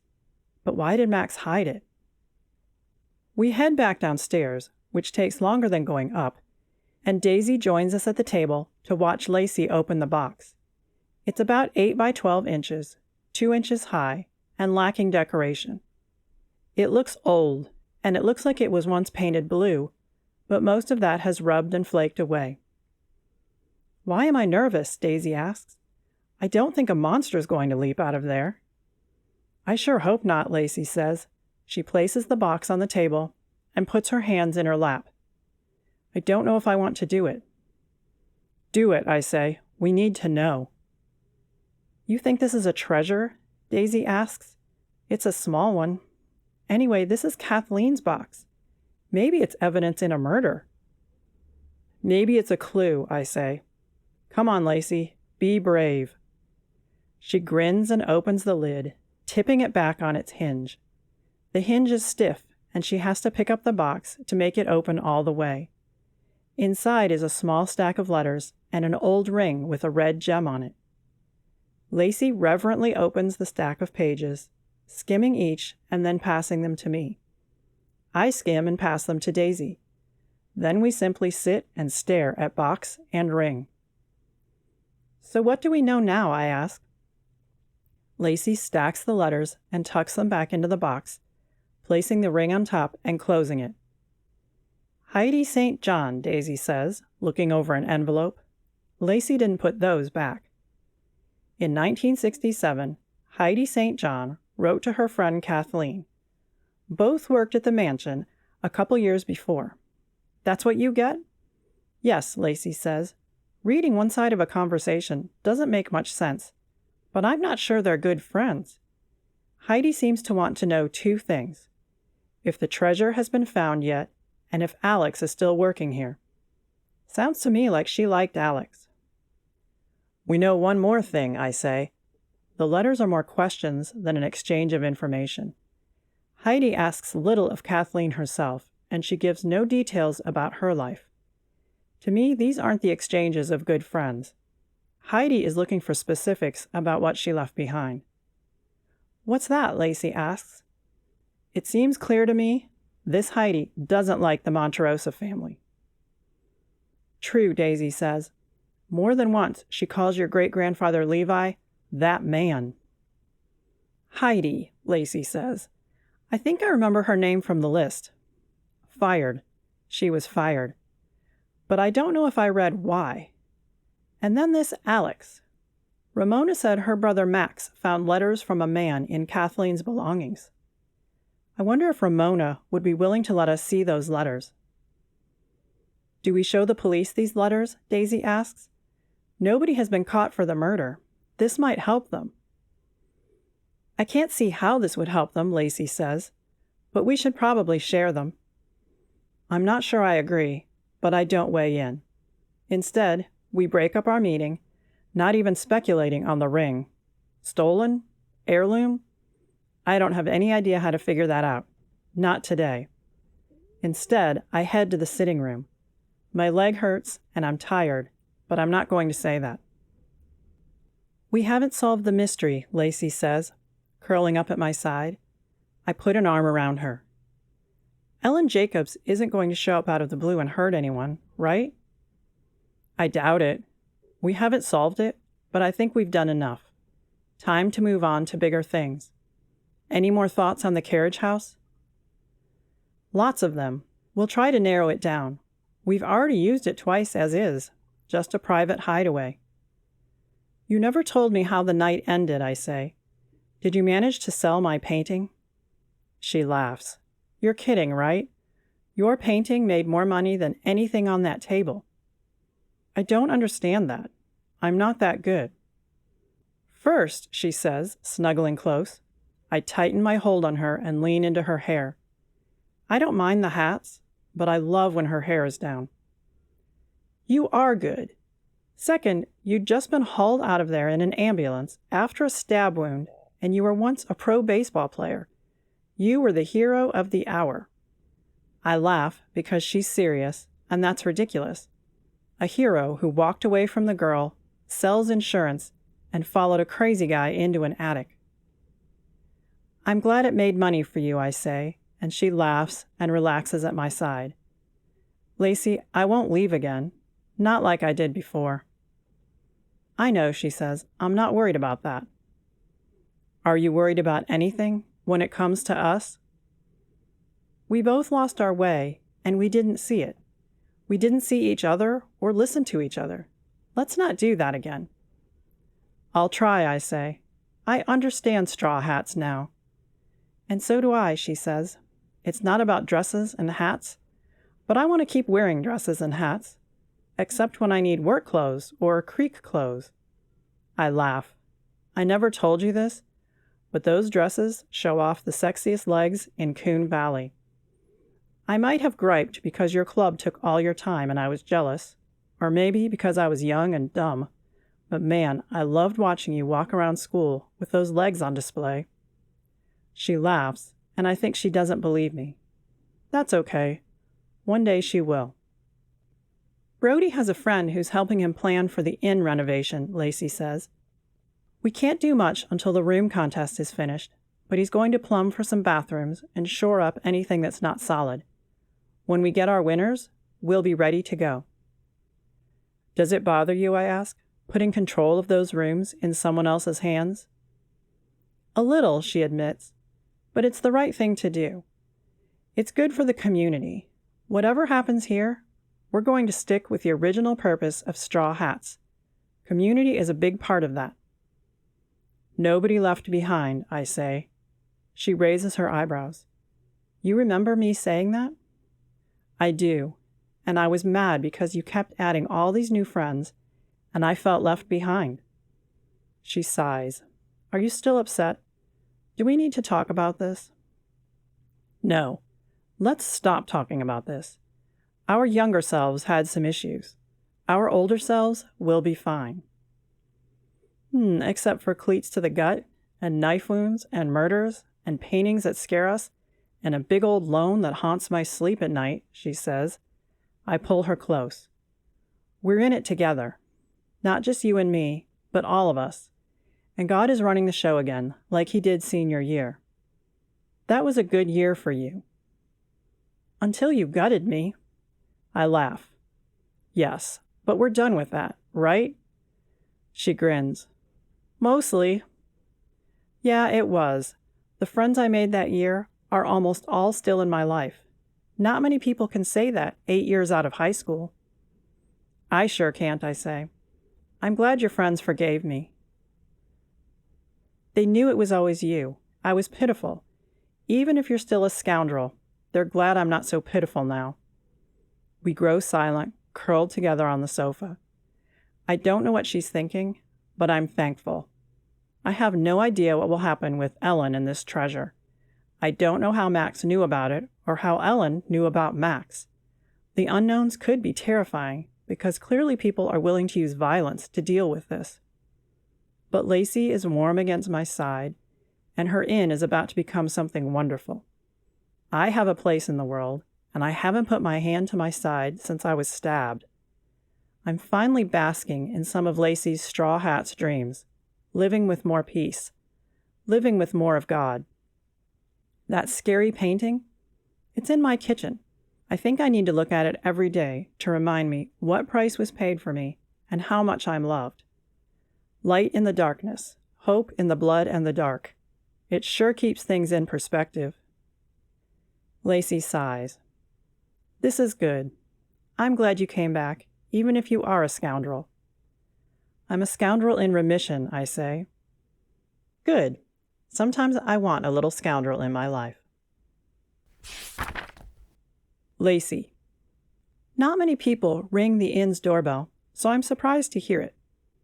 Daisy picked it out, a deep, rich chime that can be heard halfway through the building. However, I'm expecting a certified delivery of Kathleen's letters from Ramona this week, so maybe it's arrived. I open the door and simply stare. Not what I was expecting. Laurel shifts from one foot to the other, looking near tears. I look her over from head to toe, making sure I'm seeing this right. Yep, it's Laurel Thoreau, standing on my porch in cutoffs, a lacy blouse, old sneakers, and a hat. I recognize the hat. I gave it to her when I invited her into the club. It's straw with a narrow brim. She's wearing a lacy ribbon around it that matches her blouse. On the floor at her side is a large suitcase. Then something moves, and I realize a tiny child is standing behind her legs. I squat low, and little eyes peer at me from behind Laurel's knee. She can't be more than 3, and she's one of the most beautiful little girls I've ever seen. Her dark hair in ringlets, her deep blue eyes wide and fearful. She grips Laurel's leg. Hello, I say. I'm Lacey. The little girl says nothing, thrusting her thumb into her mouth. She's Abby, Laurel says. She sweeps the child up onto her hip. Abby is wearing a pink dress and sweater, and she has little buckled shoes. She doesn't look like she fits with Laurel, except her little face looks just like her mom's. She's 3. Lacey, I'm sorry. I don't have words, and I'm sorry, but Abby, I have to take care of her, and I need a little help. And even though I was a witch, you told me I could always come back. I reach out and stroke Abby's hair. Laurel isn't wrong. She was a witch when she left. She told us Straw Hats was judgmental and stupid, and she could live however she wanted. But she kept my hat, and she brought her daughter, who looks to be the most precious thing in her life. And Straw Hats is turning over a new leaf. We rescue people again. Come on in, I say. No reason Laurel can't get a second rescue. Daisy's just cleaning up the second tea seating. We'd love to sit and talk. Laurel's whole demeanor changes, and a tear slides down her face. I pull her close, and she sighs in my ear. Thank you, she says. I close the door behind her. It seems we're about to live into our new vision. God's timing is like that. The end. This has been Straw Hats and Old Lace, written and narrated by Jill Penrod.